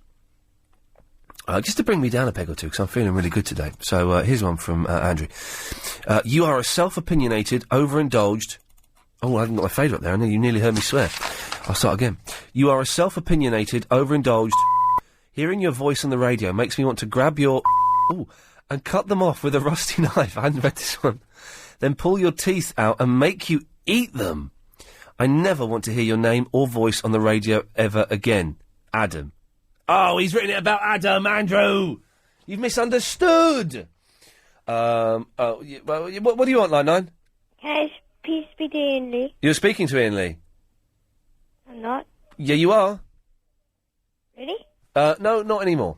Let's go to Jean in the Leighton. Hello, Jean. Hello, Ian. How is Jean? How are you? Excellent. You didn't like Las Vegas, then? It was horrible. Oh, God. Never want to go there as long as I breathe. Really? It is. Worst place in the world. I spent 2.5 months in Karachi, which is in Pakistan. Yeah. And that was like a walk in the countryside compared to Las Vegas. Really? I quite enjoyed Karachi, actually. I don't know why I said I that. can imagine that being nice. Yeah, Vegas was hideous. Happy birthday for tomorrow. Thank you, Jean. What are you doing tomorrow, Ian? I'm going out for lunch with my nephew. Yeah, Dylan. Little Dylan. Yeah. And then I'm going to go out for dinner in the evening. Oh, that'd be nice with your girlfriend. Yeah, so that'd be lovely. Oh, that'd be nice. That'd be nice. And I was seeing George Michael Sunday. Oh, really? What, you going to go see him in concert? Wembley. Oh, well, I You hope... don't like him, do you, Ian? I like the song, there was one song he did I liked. Well, what's it called? I can't remember the Bean song now. I can't remember the song that he made. I can't remember his record. Well, so you're going to go to a concert and you can't remember anything he's ever done? You're worse than Chris. Fast Love. What? Fast Love. I don't like all that funky sex music he makes. I don't like his sex music. No, it was, it wasn't a very big hit, but I quite liked it. I can't remember what it's called. Fast Love?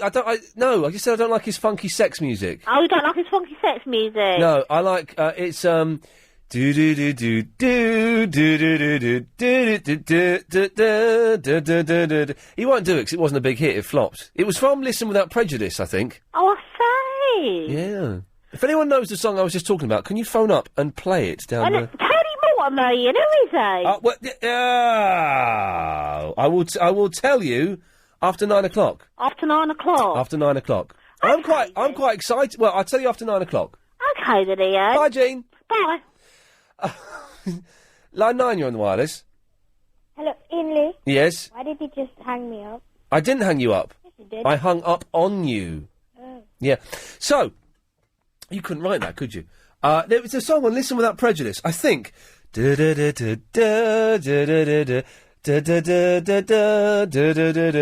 it's a brilliant pop song, but it bombed miserably. Yes, line 6. Hello, just want to let Ian know it's Heal the Pain, that George Michael track. Oh, you haven't got it there, have you? I've got it somewhere. Oh, I really want someone to play it down the phone. Was that you, Ian? Yeah, oh, sorry, you're on the radio, yes. Oh, sorry. Who's this? Lee from Harrow. Hello, Lee.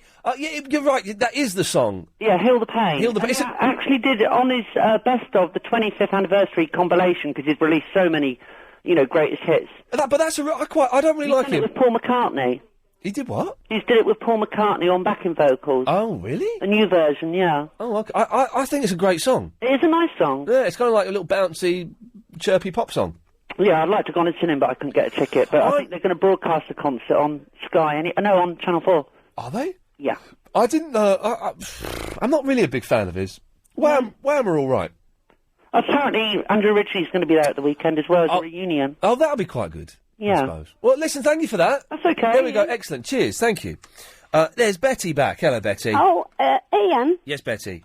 You know that gentleman who said about Esquire, single men? Yeah, he's right. Well, I've looked up the dictionary and I've got it written down. Right. It's given to professional men and used as a complimentary adjunct to a person's name when you're addressing a letter. Well, there we go. Fantastic. See, I told you, don't you remember, haven't you heard of that firm, Kent and Kerwin, that used to do club colours and sweaters and everything? Do you know, I've not understood any word you've said in that sentence. Kent and Kerwin. Kent and Kerwin and club colours? Yeah, well, that was my husband's name, Jack Kent. Right. And I told you he was company director. Yeah. It was his cousin's firm. Right.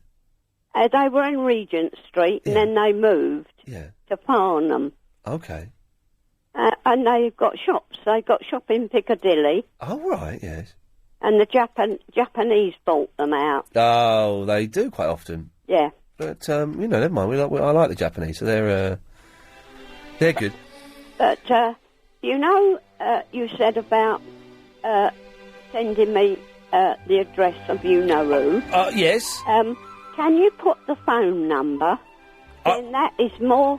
That's better for your mum than a letter, isn't it? I can talk to her. I will have a word with her, because I don't want to give out her phone number without her knowing. Oh, no. And she may say no, because she can be a little bit funny about the phone. Oh, can she? She can be, because she gets a little bit shy sometimes. But I know she can't write very much.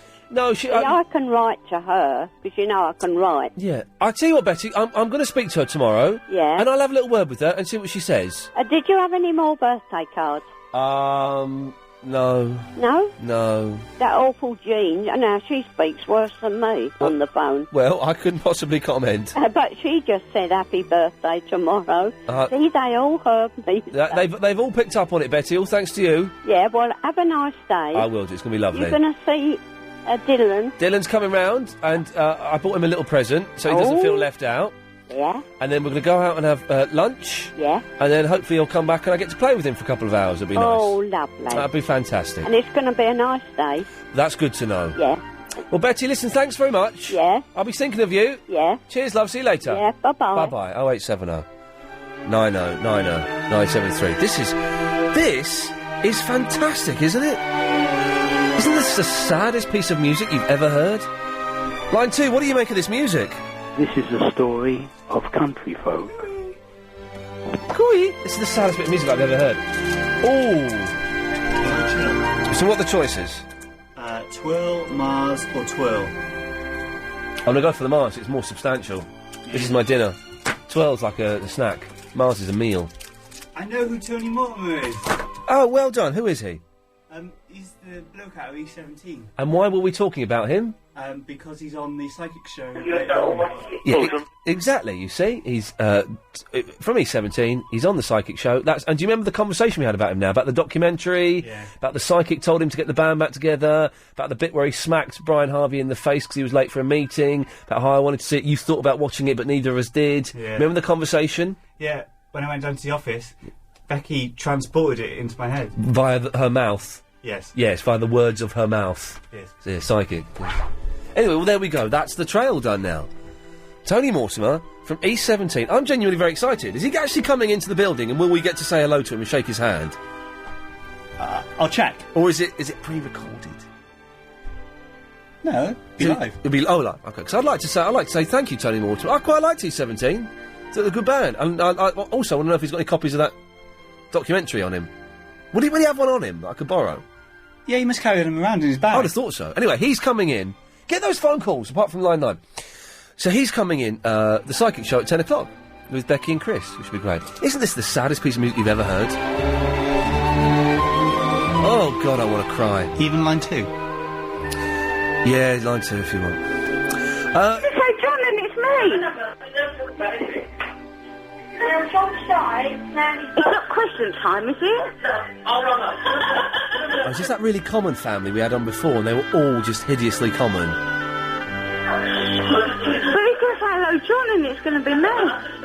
Oh, John, come on, you do it. No, John, you do it. John?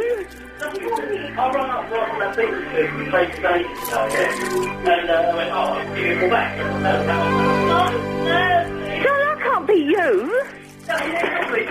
You do it. You do it, you silly woman. Oh, hello. Hello, woman who's not John. Hello.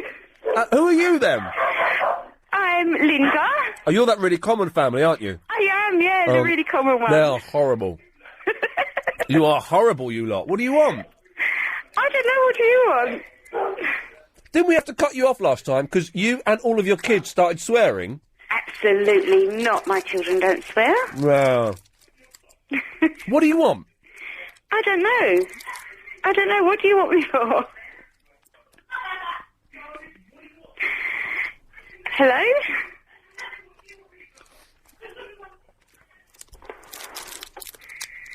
Hello? Hello? Hello? Hello there. Hello? Hi, who's this? It's Linda. Hi, Linda, it's G-Man Jr. Hello? Are you well? Yes, I am very well, thank you. How are you? Yeah, not too bad for a Friday night. Hold on. Good. Good evening. Good evening. Just get that out of my system. I was going to talk to Ian about why he's so obsessed with the Beatles this week. Obsessed with the Beatles? He's just having a Beatlemania week. Yeah, I like the Beatles. I like them, but clearly Ian's in love with them. Every evening has had something to do with the Beatles. Yes. It's almost becoming London's Beatle conversation. Right, not okay. London's Beatles conversation. Mm-hmm. And frankly, is he going to move on to another subject? I don't know. Well, I like the Beatles, but what other subject do you want to talk about? Well, I'm not the host of the show.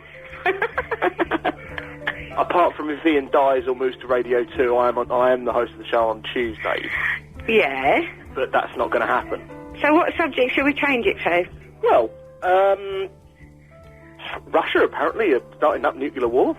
Yeah, we could talk about it. It's boring now, isn't it? All right. Paris Hilton's not in jail or in jail, depending on what time zone. That is terrible. That is terrible. She was obviously bought out. Was she? Well, not obviously. That could be libelous. Yeah, you're right, actually, that could be. Thanks for that, G-Man Jr. Although I don't think we can libel... Well, no, we can.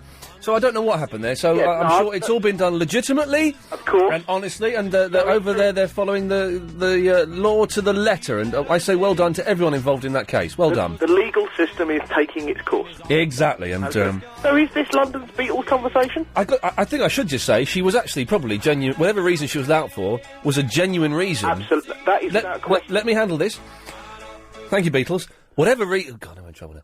Whatever reason, Paris Hilton was let out of that prison. I'm sure it was an absolutely genuine reason that followed the letter of the law, and obviously the judge has seen fit to send her back inside, and I wish everyone involved in that case well, and I congratulate both sides for adhering to the law and doing exactly what has been expected of them. Chris, has that got me out of the trouble that I was in?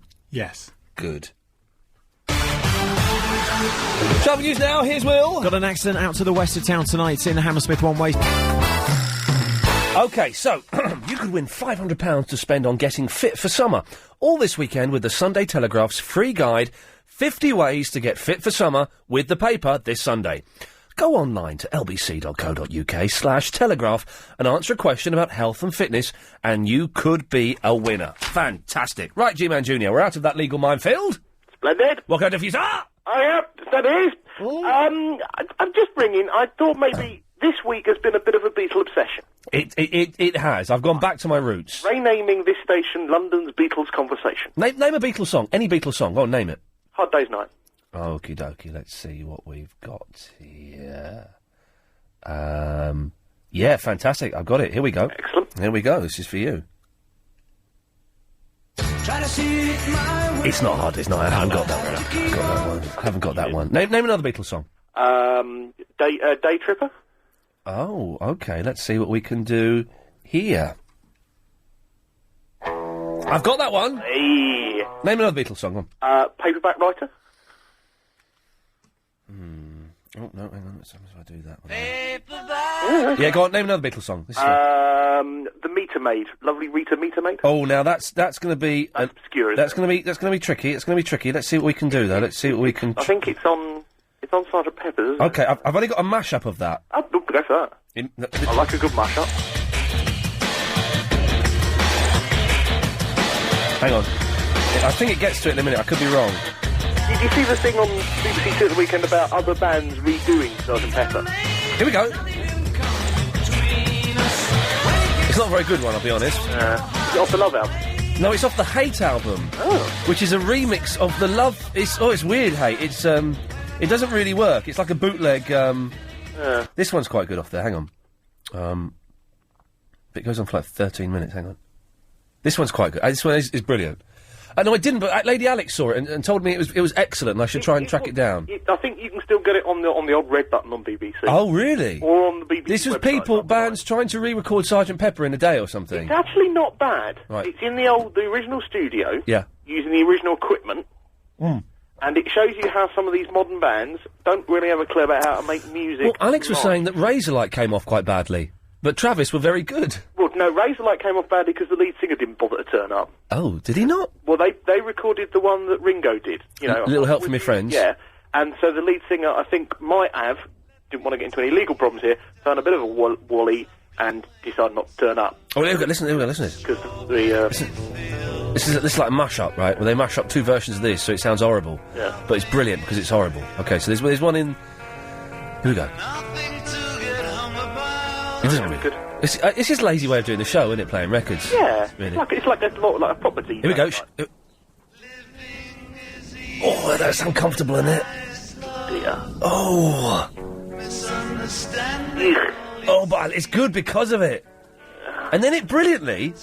If you skip... This is a really weird mash-up, right? Oh, stop it, John. Oh, it's wrong. Here we go. Wrong, but it's right.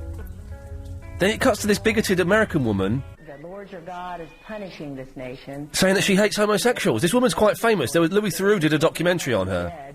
In the battle. Not one I'm familiar with. Oh, she's a hideous woman. Anyway, let's turn off. It's older playing too much. Yeah. Right. What were we talking about? Well, it's a bit Beatlemania-ish this week. I'll tell you why, because I saw the only saving grace of the trip to Las Vegas was seeing the Cirque du Soleil Beatles show, the Love show. Right. And it reminded me, sweet God, the Beatles are... Yes, ignore McCartney's brand new single for being cack. The Beatles are the greatest band of all time. Even they are better than the Beach Boys. They are better than the Monkees. Whoa, you're saying that? Yeah, I'm saying it. I'm saying okay, I prefer the Beach Boys. Right. I prefer the Monkees. But the Beatles are better. I have a now. I believe that I heard your show on Monday saying about bands being the Beatles of the 80s and 90s. Yeah. I don't think I heard anyone say Radiohead of the Beatles of the 80s. Somewhat, the 90s. The 90s, we mentioned that. Yes, we did mention that. And the reason is because they started off as like a normal kind of like rock band. Yeah. And went experimental. Someone who, of course, should be, and I didn't mention this, a band of the the Beatles of the 80s should have been... Oh, yeah. XTC, how could I forget the Masters? Well, you could have also... Yeah, that's a very good point. And, of course, of the noughties, is, of course, this woman. 1, 2, 3, 4, 5. Yeah, Mandy Moore. Yeah, she's abandoned herself. She's got... Well, actually, she did one quite good album, which is the album that comes from. It's all cover versions, and it's quite good. I don't know, I believe I'm saying that. But no, there's a place for the Beatles. Oh. I do like it. I do like them. I just think this week it's been a little Beatle heavy. Next week, maybe pick on something else. Okay, next week I'll back off the Beatles, but just for me... Just a tad. Just name one more Beatles song. Okay. I'm trying to go for something a little bit more... Do an obscure one. Go on. Norwegian Wood. Oh, you want a bit of Norwegian Wood, do you? I Okay, do indeed. okay, let's just see what we can do here. Yeah, we've got that one. Hang on a second, we just go there. Here we go. Oh, no, that's not it, Go back, don't play that one. Don't play it. No, don't play it. Here we go. Stop. Oh, I've muffed it up. We have to be late for the ads, I don't care. Well. Here we go. There we go, this is it. This is one of my favourites. Ringo! How come you say you will when you won't? Say you do, baby, when you... Yeah, that'll do. Oh, I saw that guy off the telly. Listening downstairs, and I know you are because you're forced to due to company policy, then I've got something for you. Hang on a second. Let's see if... Oh, I should have planned this before you got there. Hang on a second. It'll be worth it. I'm a little bit slow tonight on the old... buttons. The old buttons. Maybe it's not in that one. Maybe it's in this one. Hang on. Is this it? Oh, that's not it. Is it this one?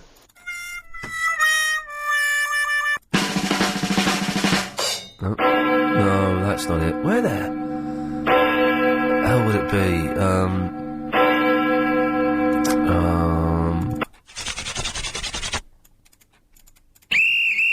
Oh, no, I don't think it's... I saw it here recently. Oh,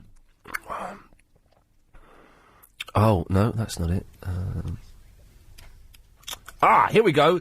Sam! You're fired. There we go, we got it at last. No, it's excellent, thank you very much. From Sam, who sits in the corner quietly and is lovely, as if we didn't know who she was. It is a girl, isn't it? Thank you, that's excellent. Thank you very, very much. In fact, because it's so good, we're going to get the thumbs up from one of LBC's most famous callers. Greeky Lion, did you like it? I liked it. How are you, Ian? Is everything all right, Adam? Yeah, it's good, man, it's good. 0870 9090 973. I'm only having fun with Sam. That's excellent, thank you. The show, ladies and gentlemen, has got a logo at last, and that's something we can all celebrate. It's a bored ex-wife in Pinner. Hello, Ian. You're not my ex-wife, are you? No, because you haven't been married before. No, well, that's what I'm telling the authorities. No, shoot, yes. Apart from that Lithuanian woman. Well, that was, £3,000 in cash was transferred into my bank account, and everyone was happy. Yeah. So, why are you bored and why are you ex? I'm bored because there's nothing to do. Yes. Apart from listening to the radio. I'm just playing rubbish Beatles records. Yeah, and I don't like the Beatles. Oh, what? I know. No. I don't like them. I like their songs when they're covered by other people. Oh, yeah. Which is a bit weird. That is strange. Yeah. Shirley Bassey's rendition of Hey Jude. Oh, Elvis does a good Hey Jude, actually. Exactly. Yeah. So many people do it better. So Yeah. I like their songs. Okay. But I'm not a fan of their songs when they're performing. Okay, that's fair enough. Which is fair enough, Yeah. isn't it? So, and why, what was the other question? Why are you ex? Oh, I was bored of me. Found someone younger and fitter.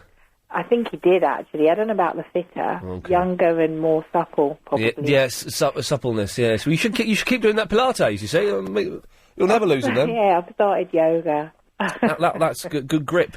That's it, exactly. And I've started using those wrist work out things you get from Argos. I've been doing those for years. Oh, from Argos you get yours. Okay, right. Yeah. Anyway, bored ex-wife, I've only got 30 seconds now. Oh, right. Well, actually, all I want to know Yes. is I'm going to New York Yes. by myself. Yeah, oh. Yeah, in 2 weeks' time. You're going to get so much. Yes? And, If you want it, you will. yeah, good. And I'm prepared to pay for it as well, so... Really? You're going to pay to get it? Of course! Oh, good girl! Shopping, isn't it? You get what you want if you Yeah, pay for fantastic. Okay, we've got 10 seconds, you Right, perverts. okay, but I want some suggestions about where to go, not the usual places of interest that are in the guidebooks. I want some other great... Bored ex-wife, keep listening and you will find out places for a mucky woman like her to go in New York. Thank you. I just went to the toilet, okay, and you have to walk past the big window, like a full-sized window. And I'm walking along, I thought, something doesn't look right. Something is wrong here. And it wasn't until I got in the toilet and I was having a wee, I thought, it dawned on me what was wrong. It's 9 o'clock. It's still daylight out there, ladies and gentlemen. The mystery of where all our listeners are gone is that they're outside enjoying the nighttime sunshine.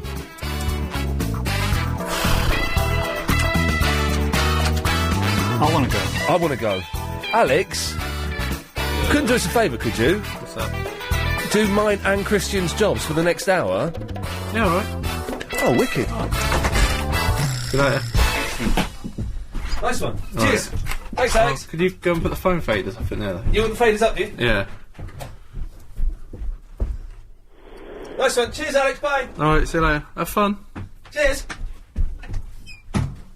Hello, line 7 and 10, you're on the wireless. Hello. Hello. Oh, you're doing a cracking job. Oh, thanks. I've only just started as well. Oh, I know, yeah. Brilliant. Better than that Ian. Yeah, I know, he's rubbish, isn't he? Yeah. Yeah. Do you know where we got his, you know that thinking music he plays? Oh, the That Jeopardy one. Yeah. I want to know where to get it, because I want it as a ringtone. I don't know where he got it, actually. I think we might have just had it on our computer before he found it one day. Oh, then you put it on the website, do you reckon? I don't know. I can ask him. Oh, right, if he ever comes back. Yeah. All right, say on, that's brilliant. Thanks a lot, Alex. Keep up the good work, mate. All right, cheers. See you later. Bye.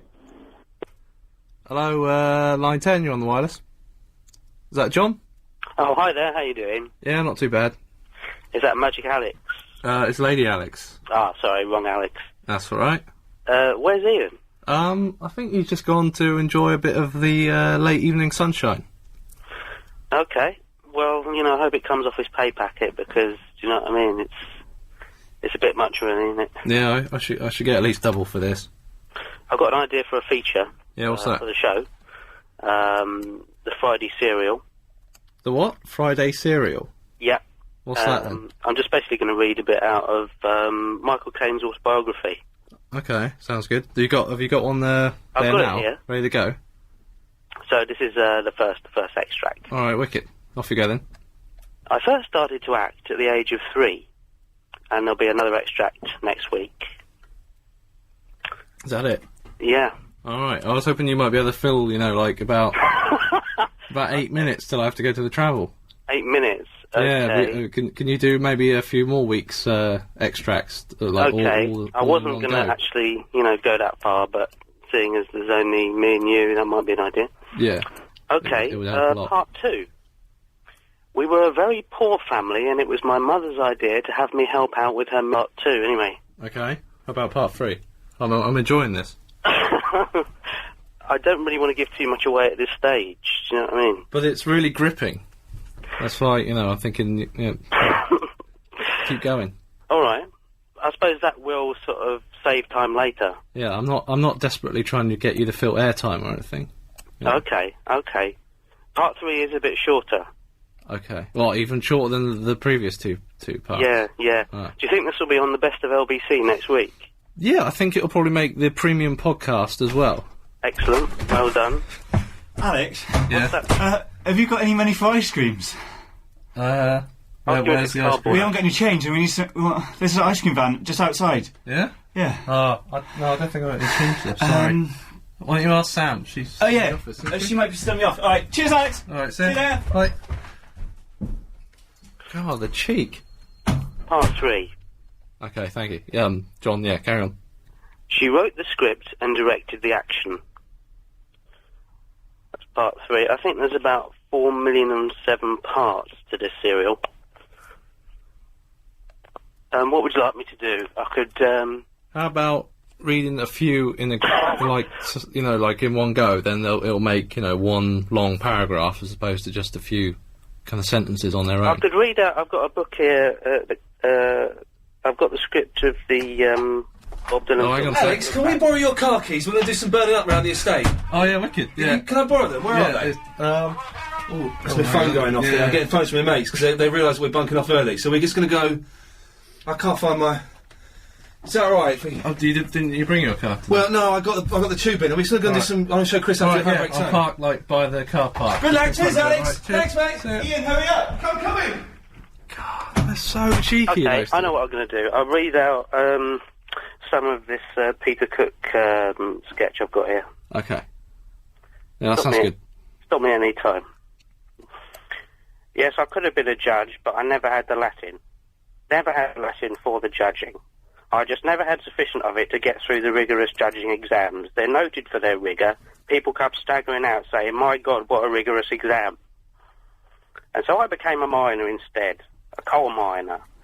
I managed to get through the mining exams. They're not very rigorous. They only ask one question. They say, who are you? And I got 75% on that.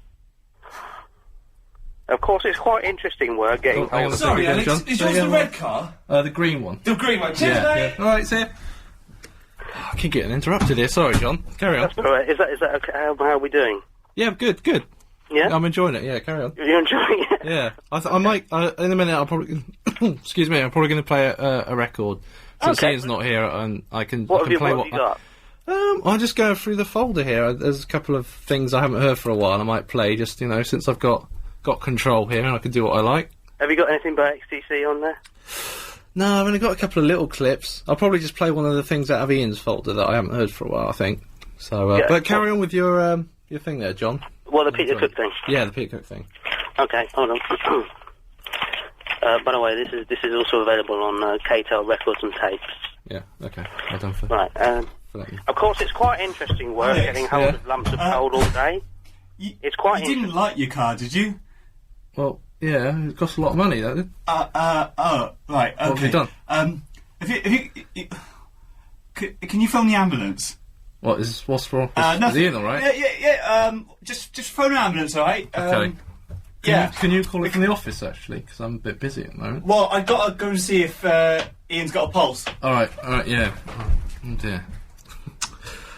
It'd be a bit unusual if he hasn't got a pulse, because of course most of us do have. What are we going to do for the next 45 minutes or so if he hasn't? I'm not going to talk for the rest of the show. Well, what records do you have there? I'm not getting paid extra for this. I think I've got a little bit of this. Of the hits. Again, Alex, we're sorry about the car. But at least I wasn't injured. I was just knocked unconscious. So that's as long as you're all right, then that's that is the main thing. And the car can be fixed, and Chris will pay for it, and it will all be done. Thank you for that, Chris. Oh, thanks, Chris. What? Good lad. Right.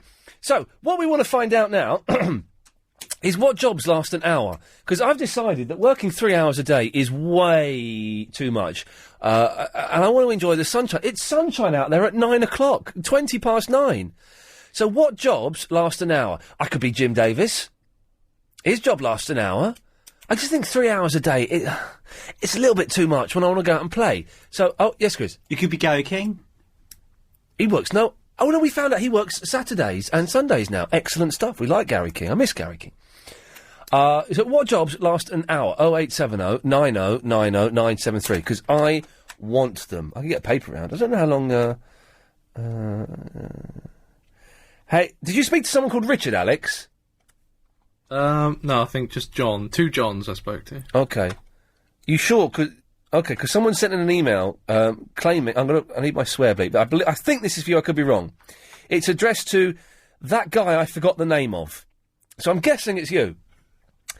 Hey, that guy I forgot the name of. You're better than Ian. You should get your own slot. Ian should go himself in your green car. Good job. I would imagine you'd be quite offended if I actually did go and myself in your car, wouldn't you? Yeah. Chris well, wants that. I don't know, as long as you tidy it up after. Well, there we go, you see, exactly. Let's go to Angela. Hello. Hello, Hi, Angela. Ian. How you doing? I'm all right. I'm looking forward to Tony Mortimer on the Psychic Show this evening. Okay, I'm not. Oh, why? Only purely because say that. I've gone against what I really, really, really, really, really hate the countryside, okay? What?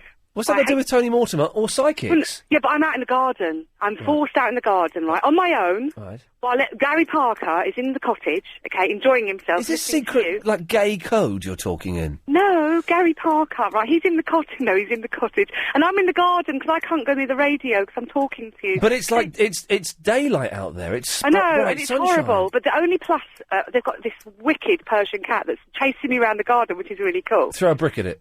No, Throw a she's brick at it. lovely. She just went mad. Do you know what I want for my birthday tomorrow more than anything? What? I want to wake up. I want to be I want to have no presents and be a little bit disappointed. I'm going to the hygienist tomorrow at 10 o'clock, so I'm going to have 45 minutes of having my gums scraped and having a short, stout woman telling me off. Okay. And then I'm going to come Eat up. toast before you go. Well, I'm going to go home. I'm going to be miserable. I got no presents, and I want someone to take me to the room, the back room, cover my eyes, and say, "Okay, Ian, you can look out the window and take your hands off your eyes now." And I take my hands off my eyes. And first of all, I don't see anything, and then in the back garden, I see a cow. That's what I want for my birthday. I want a cow. No bricks involved, though. No bricks. Good. No bricks. No bricks. Okay. What? Listen, I've got a wicked idea. Yes, Angela. Job for you. A wicked idea for. Oh! It's going to get me. Right. What's that Now- making that noise? That's not the Oh, cat. it's a dog. No, Yes. it's a dog. You hear it. I'm scared. I don't like the countryside. Oh, okay. Well, it's just a garden, though, isn't it? Gardens aren't countryside. It's what? Sorry, the dog's barking. You're in a garden. I am in a garden, I know, but there's a vineyard behind me. I swear there's a vineyard A behind garden is not the countryside. me. It is, it's in Kent. I can't believe I can get LBC out here. I got really freaked out. I said, we can't listen. Yeah, you can get Ian Lee. But now, you want to hear this job I've got for you, Ian, right? Okay, yes. I'm looking at this compost bin they've got right at the back of their garden. Yeah. And Gary Parker said, wouldn't it be a good idea if we turned it into a Dalek and we could manufacture Dalek compost bins? All right? I don't think it would take more than an hour to stick a couple of plungers on it and things, and some, like, I don't know, polystyrene cups for effect. What do you think? I think I'm going to have to cut you off. Okay. Andrew. Hello, Ian. Hello there. She was bonkers, wasn't she? Yeah, my granddad had a Dalek, the compost bin. He did. Well, suddenly this guy's making even less sense than that fruitcake of a woman. Sorry, mate. No worries, Andrew. Are you all right then, are you? I'm all right. I was just knocked a little bit unconscious, just temporarily. It's fine, though. Because I was going to phone Alex, because he'd have a new meaning to the word dead hour. Well, to be honest, we had a little bit on in the car radio. What was that fella doing reading the Michael Caine autobiography? I don't know. But Alex was going, yeah, go on, keep going. Well, do you know what? I'm listening to it thinking, it's not a bad idea, actually. It ain't a bad idea. And the fact that Alex was going with it makes me think there's got to be something in it. So I think we can do that every Friday. We'll get the dude to read the Michael Caine, a sentence from the Michael Caine autobiography. It'd be like, was it a book at bedtime? It'll be like, well, Clive Ball used to do. Clive Ball used to once had. It was a serialisation of Jackie Collins reading Hollywood Wives, I think it was. Okay. And it's got very bad language in. It would though, wouldn't it? Yeah. Including, and of course, but what it also had, and Jackie Collins, and I swear this is true. Clive has told me this story, and I vaguely remember it. Jackie Collins using. No. She actually, I swear to God, she actually said the worst swear of all. Jackie Collins on the Clive Ball show used the word. Oh, it's disgusting. Yeah. But it actually did. And the thing is, I had Clive sitting there telling me that story once using. Well, Clive said to me as well, and it threw me. And did you mean, beep? Yeah. No, I was too. I blushed. I turned to. You refrained. I blushed and I said, "Well, Clive, you can right off." Because you're a gentleman, aren't you? Exactly. You would not say a word like that. No. So anyway, Andrew, was there a point to this show? Is there a point to this life? Is there? There isn't. There is no meaning to life. We know that, don't we? We know that. That's a fact now. There is no meaning to this life. It's just an accident that's happened. It happens, and then you die. Exactly. There's no purpose behind it. Everyone says, "What's the meaning of life?" There ain't one. It's just a fluke that we're here. That's it. Yeah. You get on with it, do what you do, and that's it. Then you go. Well, hang on a second. We've got a philosopher. Let's go and quickly try line 3. Do you know what the meaning of life is? Will you stop using the word and also the other word and the other word and that word? Thank you. I do apologise. He's got a point there. Actually, there was a little. He's good. He's very good. He's brilliant. He's very good. He's very quick as well. He's not bad. He must have spent his whole life just listening to this and waiting to chip in. But I love it. I love it. Brilliant. Hang on. Did we find the point? I don't know. Okay. Well, we'll leave it there then. All right, mate. Good lad. But there is no meaning of life, is there? It's all just an accident. Chris, you don't believe there's a meaning of life, do you? Meaning to life? Meaning of life? I don't know, I haven't thought about it. No, think about it. You mean you've never thought about why we're here? No. You never have? Because you're so... Oh, man. I haven't had time. You're the Paris Hilton of Wales. What? Yeah, I saw that video. Oh. So did the bosses. Oh. I don't think Gary King's seen it yet, though, so you should be counting your lucky stars. Alex, do you think there's a meaning, any meaning, or is it all just random flukes? Random fluke. Of course it is, isn't it? There's a meaning. They're not here for a reason. It's just here. Enjoy yourself, isn't it? When did you think that out? It's my philosophy. Ah. It's always been my philosophy. Fill your boots. I never thought about philosophy. You've never thought about why we're here? No. You've never lied in bed, awake at 3 o'clock in the... That's when most suicides are done, at 3 o'clock in the morning. Why? I don't know. It's because it's dark and they can't see what they're, They accidentally fall through that noose. No, they can't. Most suicides happen because that's when you're most likely to be depressed, is at 3 o'clock in the morning. It's because you can't sleep. Because you can't sleep. And you're listening to, that's it. He's gone now, so... Be alright. I don't know who... No, that's, that is... No, naughty. Of course, we're talking about Mike Mendoza on the other side. That's what we're talking about. But, so you never... At 3 o'clock in the morning, you can't sleep, you just split up with a girl... Mike Mendoza's on the radio. You've never thought, what is the point of this? No. Alan! Good evening! Good evening! The meaning of life, first of all. Yes, boss. There ain't one. Just relax, turn off your mind and float downstream. Yeah, ain't that the truth? The other couple of things was, the Beatles of the 50s. Yeah, that's Buddy Holly and the Cricket.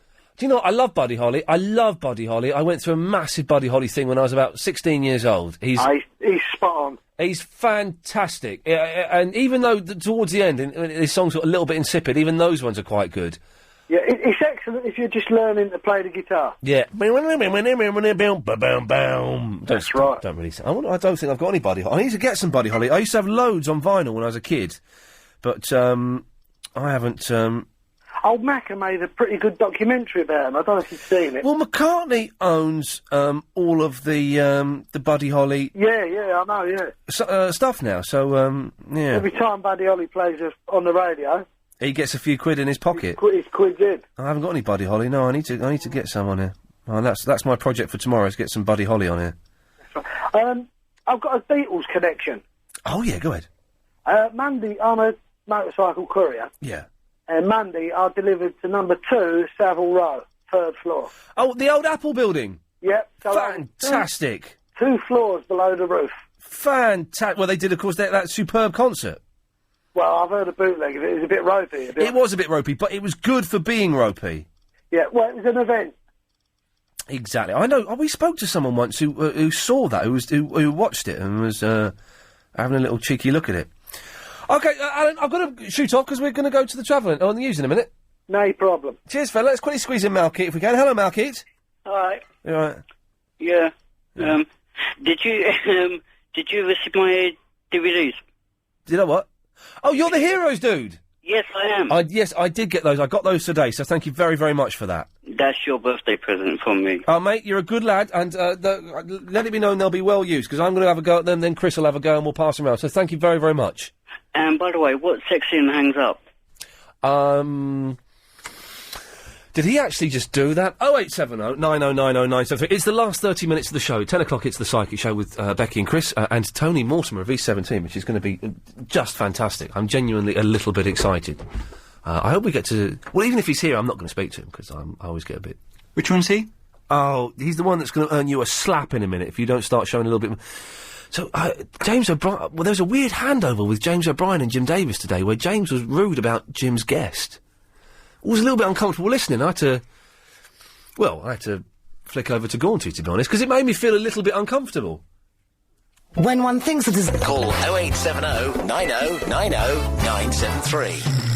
Genius, thank you for that, Alex. Alex has just shown us... I did catch a glimpse of it on Sky earlier on, but I didn't really know what was going on. Well, is it the... well, OK, you decide whether this is funny or not. A young chap in a wheelchair... Well, get the page up. Let me read the page. OK. A wheelchair user has been... this isn't right. We need some dramatic music behind this. Let's get some newsy kind of music to really give this the full gravitas of...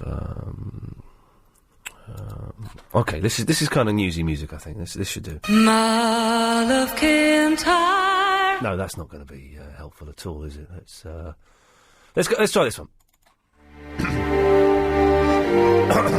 Serious voice. This is a serious story.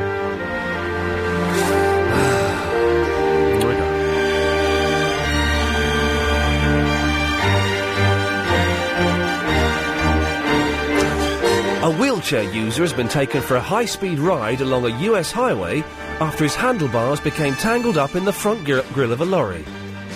The back of Ben Carpenter's wheelchair was scooped up as he passed in front of a lorry leaving a petrol station. The driver was completely unaware that he had a new passenger, kept in his wheelchair by a seatbelt. Passing motorists told police, who found the man unhurt but still attached to the front of the truck. Police in the town of Paw Paw, Michigan, said Mr. Carpenter had told them it was quite a ride, but complained only that he'd spilled his soda. The lorry reached speeds of 50 miles per hour as it drove down the Red Arrow Highway. After several miles, the driver pulled over at the depot of a trucking company, where police then told him... It's depot, we say, isn't it? Told him about the man on his front end. He refused to believe there was a man in a wheelchair stuck to the front of his truck, until he saw it for himself. It's fast, I know that, Ben Carpenter told local TV. I was probably thinking that the driver is going to keep going, not stop anywhere, go 50, 60 miles somewhere. I mean, I would have been dead way before that.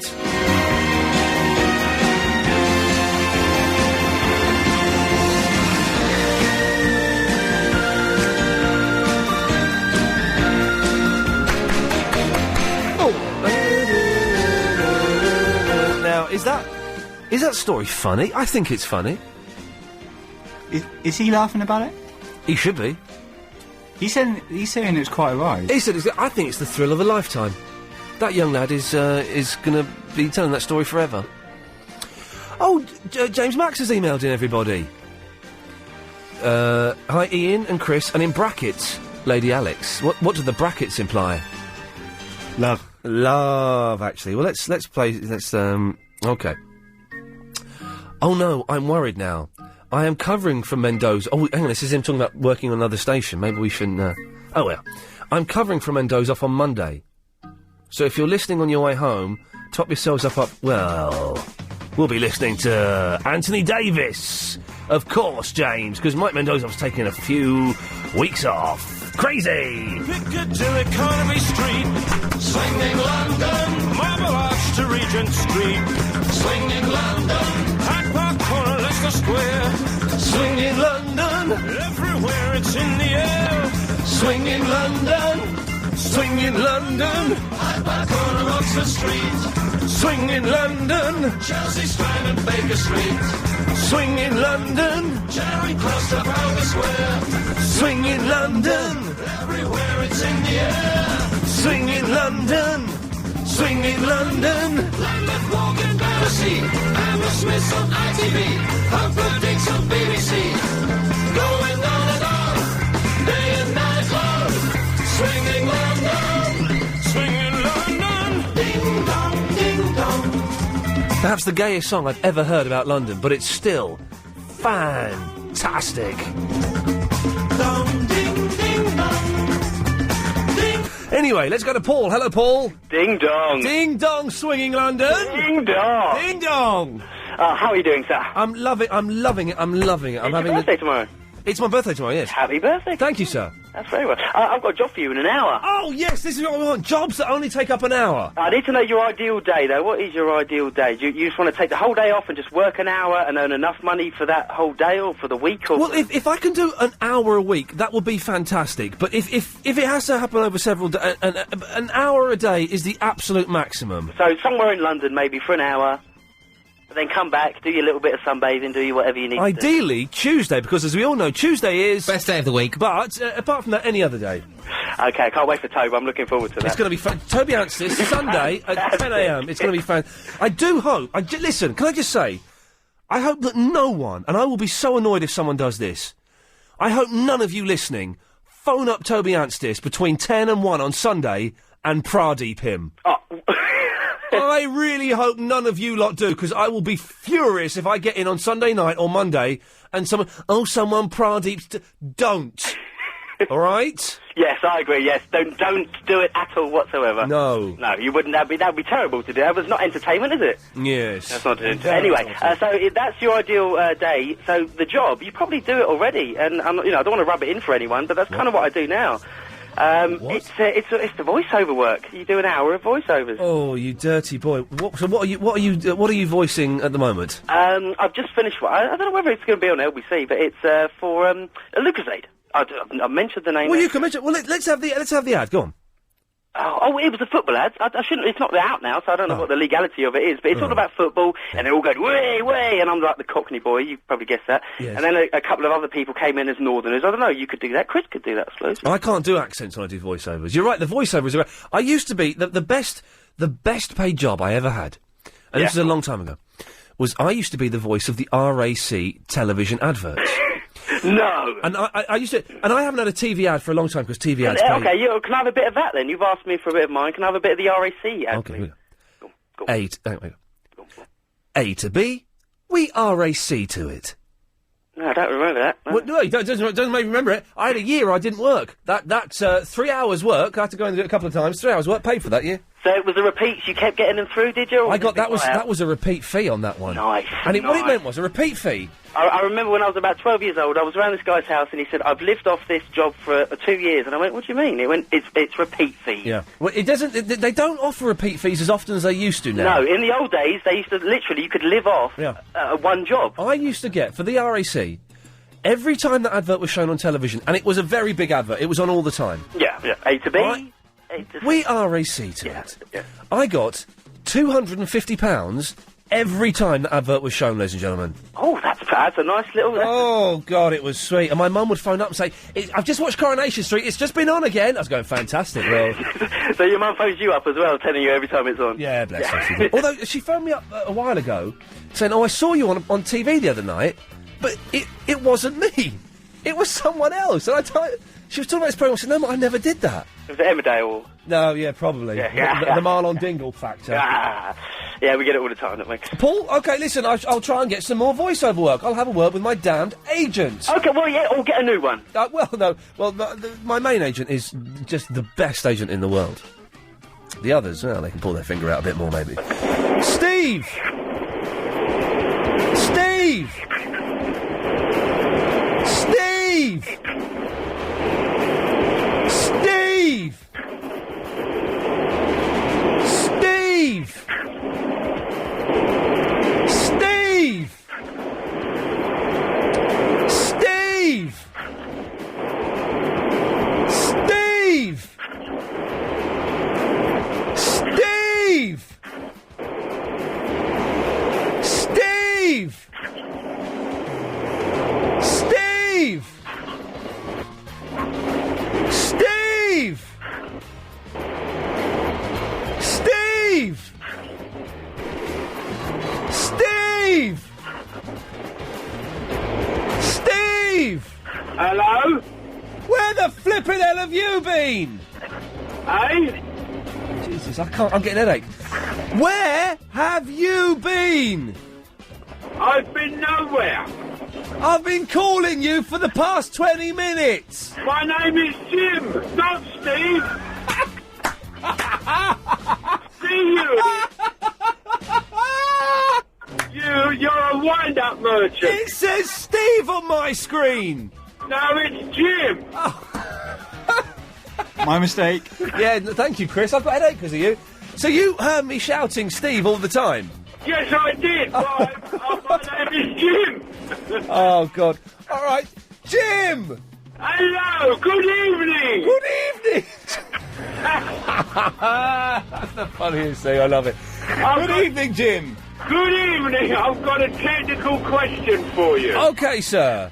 I'm trying to work out my commission on a little deal that I've done, and I wanted you to confirm my workout. Okay, go on. What's your workout? 1% of 250,000 is £250. Is that right? 1%. So you take off that.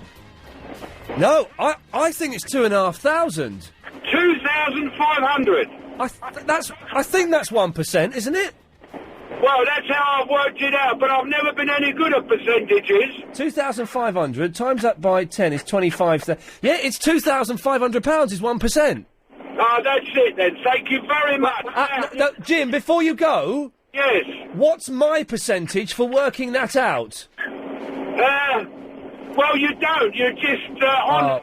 That's very We'll cut Steve off then. That's just very, very disappointing if he's not going to... if he's not going to play game. Let's go to Lewis. I remember Johnny Cash. Sorry? When name is... I don't understand what you're saying to me. What?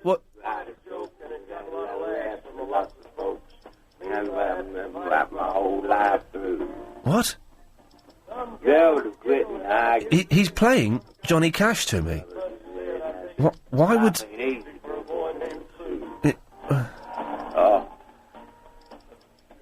Yeah, why would he play it to me when... Pardon? Why are you playing Johnny Cash to me? I don't know. I'd say you love Johnny Cash. Maybe I should. Well, listen to him in high quality stereo then. Is it high quality? It's not the best.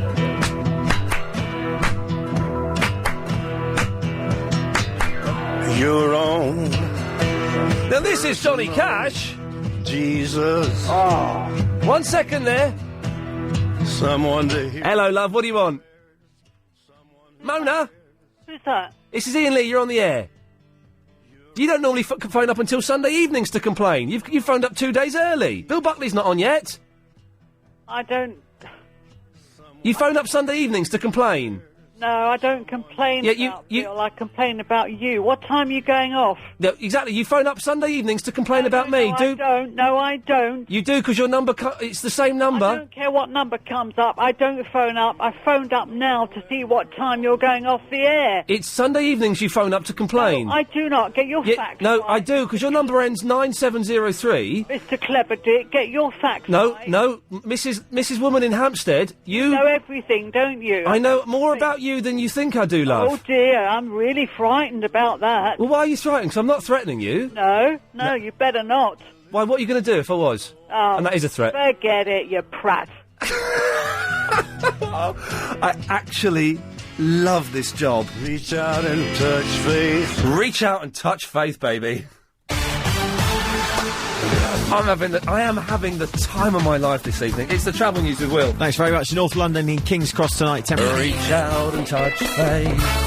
Oh, I do love it. But if people are going to phone in and lie, try a little bit of a better lie than, oh no, I've never called in before. Well, I know for a fact that you have, so, just, be careful. It's Steve in Amsterdam. It's Fat Steve in Amsterdam. It is. Hey, I actually wanted to tell you about all the lies I get paid for telling on the radio every morning. What the hell? I actually get paid to do this, to call into radio stations in America. Yeah. Generally $50, $100 a pop. What? Call in and pretend to be, well, any number of things. Sometimes, once I was a guy who was in love with his 14-year-old neighbor. What? Once I was a guy... You get paid to pretend to be a paedophile? Yeah. Crazy! America is a crazy, crazy country. Yeah. Well, it was just basically so all the people could call up and start screaming abuse at me. So who pays you to do this, then? Well, there's this one agency who I work for, and they have clients all over the country, and it's like those radio morning zoo type stations. Yeah. And I mean, some of the stuff is like innocuous. Yeah. Sorry. Like once I was like the Ultimate Fighting Champion's biggest fan. Yeah. And that was the one I actually screwed up because I thought I was off the air, and they're like, "So you going to the big Ultimate Fighting tonight?" And I was like, "Jesus, guys, I don't follow this at all." No, you got busted. Yeah. Oh no, Fat Steve. Yeah. And I have a good money-making opportunity for you. Yeah. Oh, yes. I don't know if you know much about the BBC's American channel, BBC America. I do. They show programs that are from ITV on there as well, which is weird. That is the point I was about to make. Oh, okay. I think your Sky show, Yeah. you know, having both, you know, the British and the American, you know, things going on, I think you could definitely sell that. Oh, you mean like the Beckhams and the Wills and Harry thing? Yeah. Okay. Yeah. Well, I mean, you know, they buy stuff from Channel 5, they buy stuff from Channel 4. Oh. It's an idea, actually. I'll have a word with the BBC. I think they're shut now, but I'll have a word with them on Monday morning at 10 o'clock when they Your open. agent, that's, you know, that's what you're paying them for. Oh, yeah, that's what I'm paying them for. Steve, I shall investigate that. Okay, great. Cheers, fella. Thank you for that. Good one. Good lad. He gets paid to be a contentious caller on radio shows. We would never do such a thing, would we, Chris? No. A bit quicker next time, then. It's Damien. Okay, steady. No, you can't say that. You actually can't say that. Oh, right, okay, I was walking upstairs. Good lad. Okay, be careful, because I just have to dump that now, so be careful. Did you have to dump that? Of course I had to dump it, because you can't say that. It's not a swear, though. No, but it's vulgar, and you can't say it. Oh, well, I do apologise. Okay, well done. No, I've upset Ian Lee. Fantastic. Don't do that very often. Yeah, we don't know. Right. It's Sarah. Hello. Can I get the thumbs up when we're back to spare? So I've turned the music off because it slows it all down a bit. Yes, Sarah. Hi. There'll be plenty of gaps in this, so I'll imagine we'd build up that time quite quickly. Yeah, hi. Hi there. Hi. Hi there. Have you phoned up to talk nonsense about hypnotism again, saying it's a psychic phenomenon when really it's just a psychological trick? Oh, no. It's just a psychological trick. Yes, anything you say. Well, no. But yes. Well, no. Don't act like a child. No, I don't want to talk about it. Well, I just want to clear this thing up. You phoned up yesterday and said that hypnotism is psychic. It's not. It's a psychological trick, and it's a way of lulling the subconscious slightly more to the forefront of the brain and sending the conscious slightly more to the back. It's not psychic. Will you do that for me, then? No. Sounds quite easy. I won't. It is very easy. But you need to be quite intelligent for it to work on you properly, so I'm... Well, you're very intelligent, aren't you? Well, yes, but you'd need to be. And also, I'm not ever going to meet you. So, what do you want? God, you sound like you should be a brain surgeon or something. No, because I'm not trained in that. And I would kill someone if I opened up their head. Okay. You're so defensive. You need to relax. I'm relaxed, baby. And meditate. This whole show is being pure shindiggery for me. I'm looking forward to the weekend coming in about 7 minutes. So, what have you got for me? I just thought I'd ring up and have a nice chat. Like everybody else does. Okay, go on then. Okay. Takes two. You've got to chat too. Well, you've got to start it, though. You see, that's how these things start. You've phoned in, so you've got to start it. Okay, I've sent you a birthday card, but I said that before. Oh, God. Boring.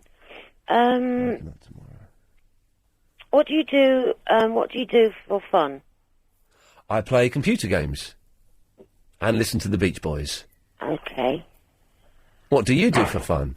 Not a lot, because I haven't found a lot of fun to do. Okay. I don't find it very easy to find fun people. Badminton's good. Badminton? Shuttlecock? Yes. Yes. And 2 rackets. It's like an effeminate gentleman's tennis, isn't it? Oh, no, it's like a blood sport. Well, there's no blood in badminton. No, it's just like a... Oh, it's just a phrase you badminters... Do you wear pyjamas in bed? Do you wear pyjamas in bed, Chris? Yes, half pyjamas. He wears half pyjamas. What, bottoms or tops? Bottoms or tops? Yes. Yes. Depending on what mood you're in. Depending on what mood you're in, she said. Sorry? Sorry? Wait, I've got to cut you off now. Did we get that one? Terrible. Yeah, go away. Oh, for God's sake. Can people stop swearing, please, and making vulgar comments that are inappropriate? We probably just had enough delay to cover that. Jeez, flippin' egg. John, don't let me down. Good afternoon. Merry Christmas. I was hypnotised when I was at university. Okay. It was quite interesting, actually. It's a nice experience, isn't it? Yeah, it's sort of wishy-washy and makes you feel a bit sleepy, but still aware of what's going on. Yeah, exactly. The big myth about being hypnotised is that you forget everything, that suddenly 3 hours have passed and you don't know what's happened, but you do know what's going on. Yes. But I used to do it when I was at college, and she's mental for saying it's a psychic phenomenon. Of course it's not. You mean you did it to other people? Oh, yeah, I used to go and do hypnotism shows and stuff. Oh. Oh, yeah. Anyway, Yes. I want to whinge about the CFAX on the BBC. Oh, please do. We don't get enough whinging about CFAX these days. On every Friday... Oh, John, can we come back and do it after this? The amazing adventures of Cucumber Man, baking in the bedroom. On CFAX, page 129, Yes. they have a list of things which is entitled 10 Things We Did Not Know Last Week. Okay. And almost every week I find that there's at least one or two things out of that list that I've known for years and years. Well, what did you know this week that they claim you didn't know last week? For example, the fact that the Spanish national anthem doesn't have any words. I knew that decades ago. I didn't know that last week. Well, that's probably because you don't have the same copy of the book of all the national anthems in the world that I've got. You forgot that Lionel Bart was dead, and he's in your Book of the Dead. Yes, indeed. I was a bit surprised when I discovered that I didn't remember specifically that he was dead, even though I thought he was probably dead. So I think you should apologise to CFAX. Well, I haven't put that on CFAX, so I don't need to... Perhaps I should apologise to the viewers who got slightly misled by my answer the other day when I said I wasn't sure, but I thought he was dead. Okay, I think you should. Away you go. Sorry, viewers. Excellent. Cheers for that, John. Let's go to... oh, hang on a second. Why do I do that? Anxious, you all right? All of which makes me anxious. Good, lad. Psychic Show coming up at 10, don't forget, with Becky and Chris and Tony Mortimer. Vinny. Yeah, does anyone use a CFAX anyway? Sorry, what? Does anyone use CFAX anyway? Well, John uses CFAX, yes. Yeah. It's like the old-fashioned internet. Yeah, or what Could you take the phone out of your mouth again? Okay, yeah. Is that better? No. Is that better? What? I'm using a cordless, that's why. You're using a cordless, okay, right, yeah. Okay, anyway... You got 20 seconds, so, get to it as quickly as you can. I don't know.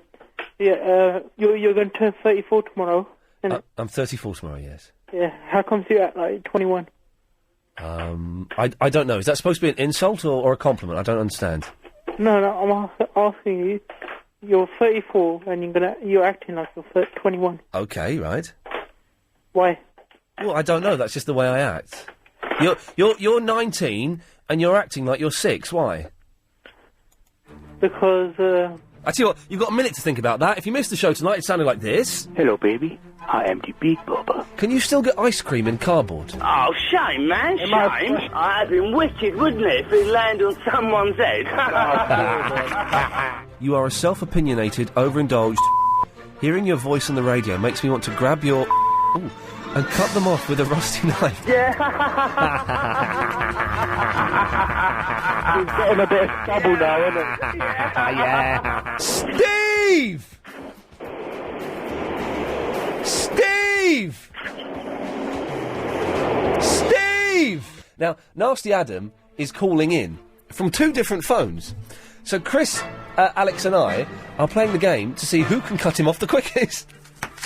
It's good fun. I wish you could all join it. I got that one.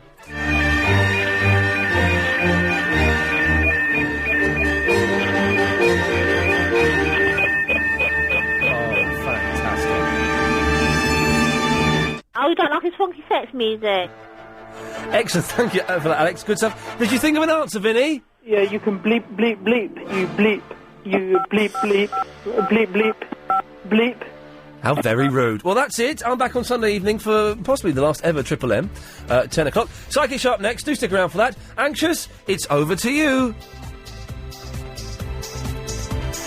At times unbearably so. On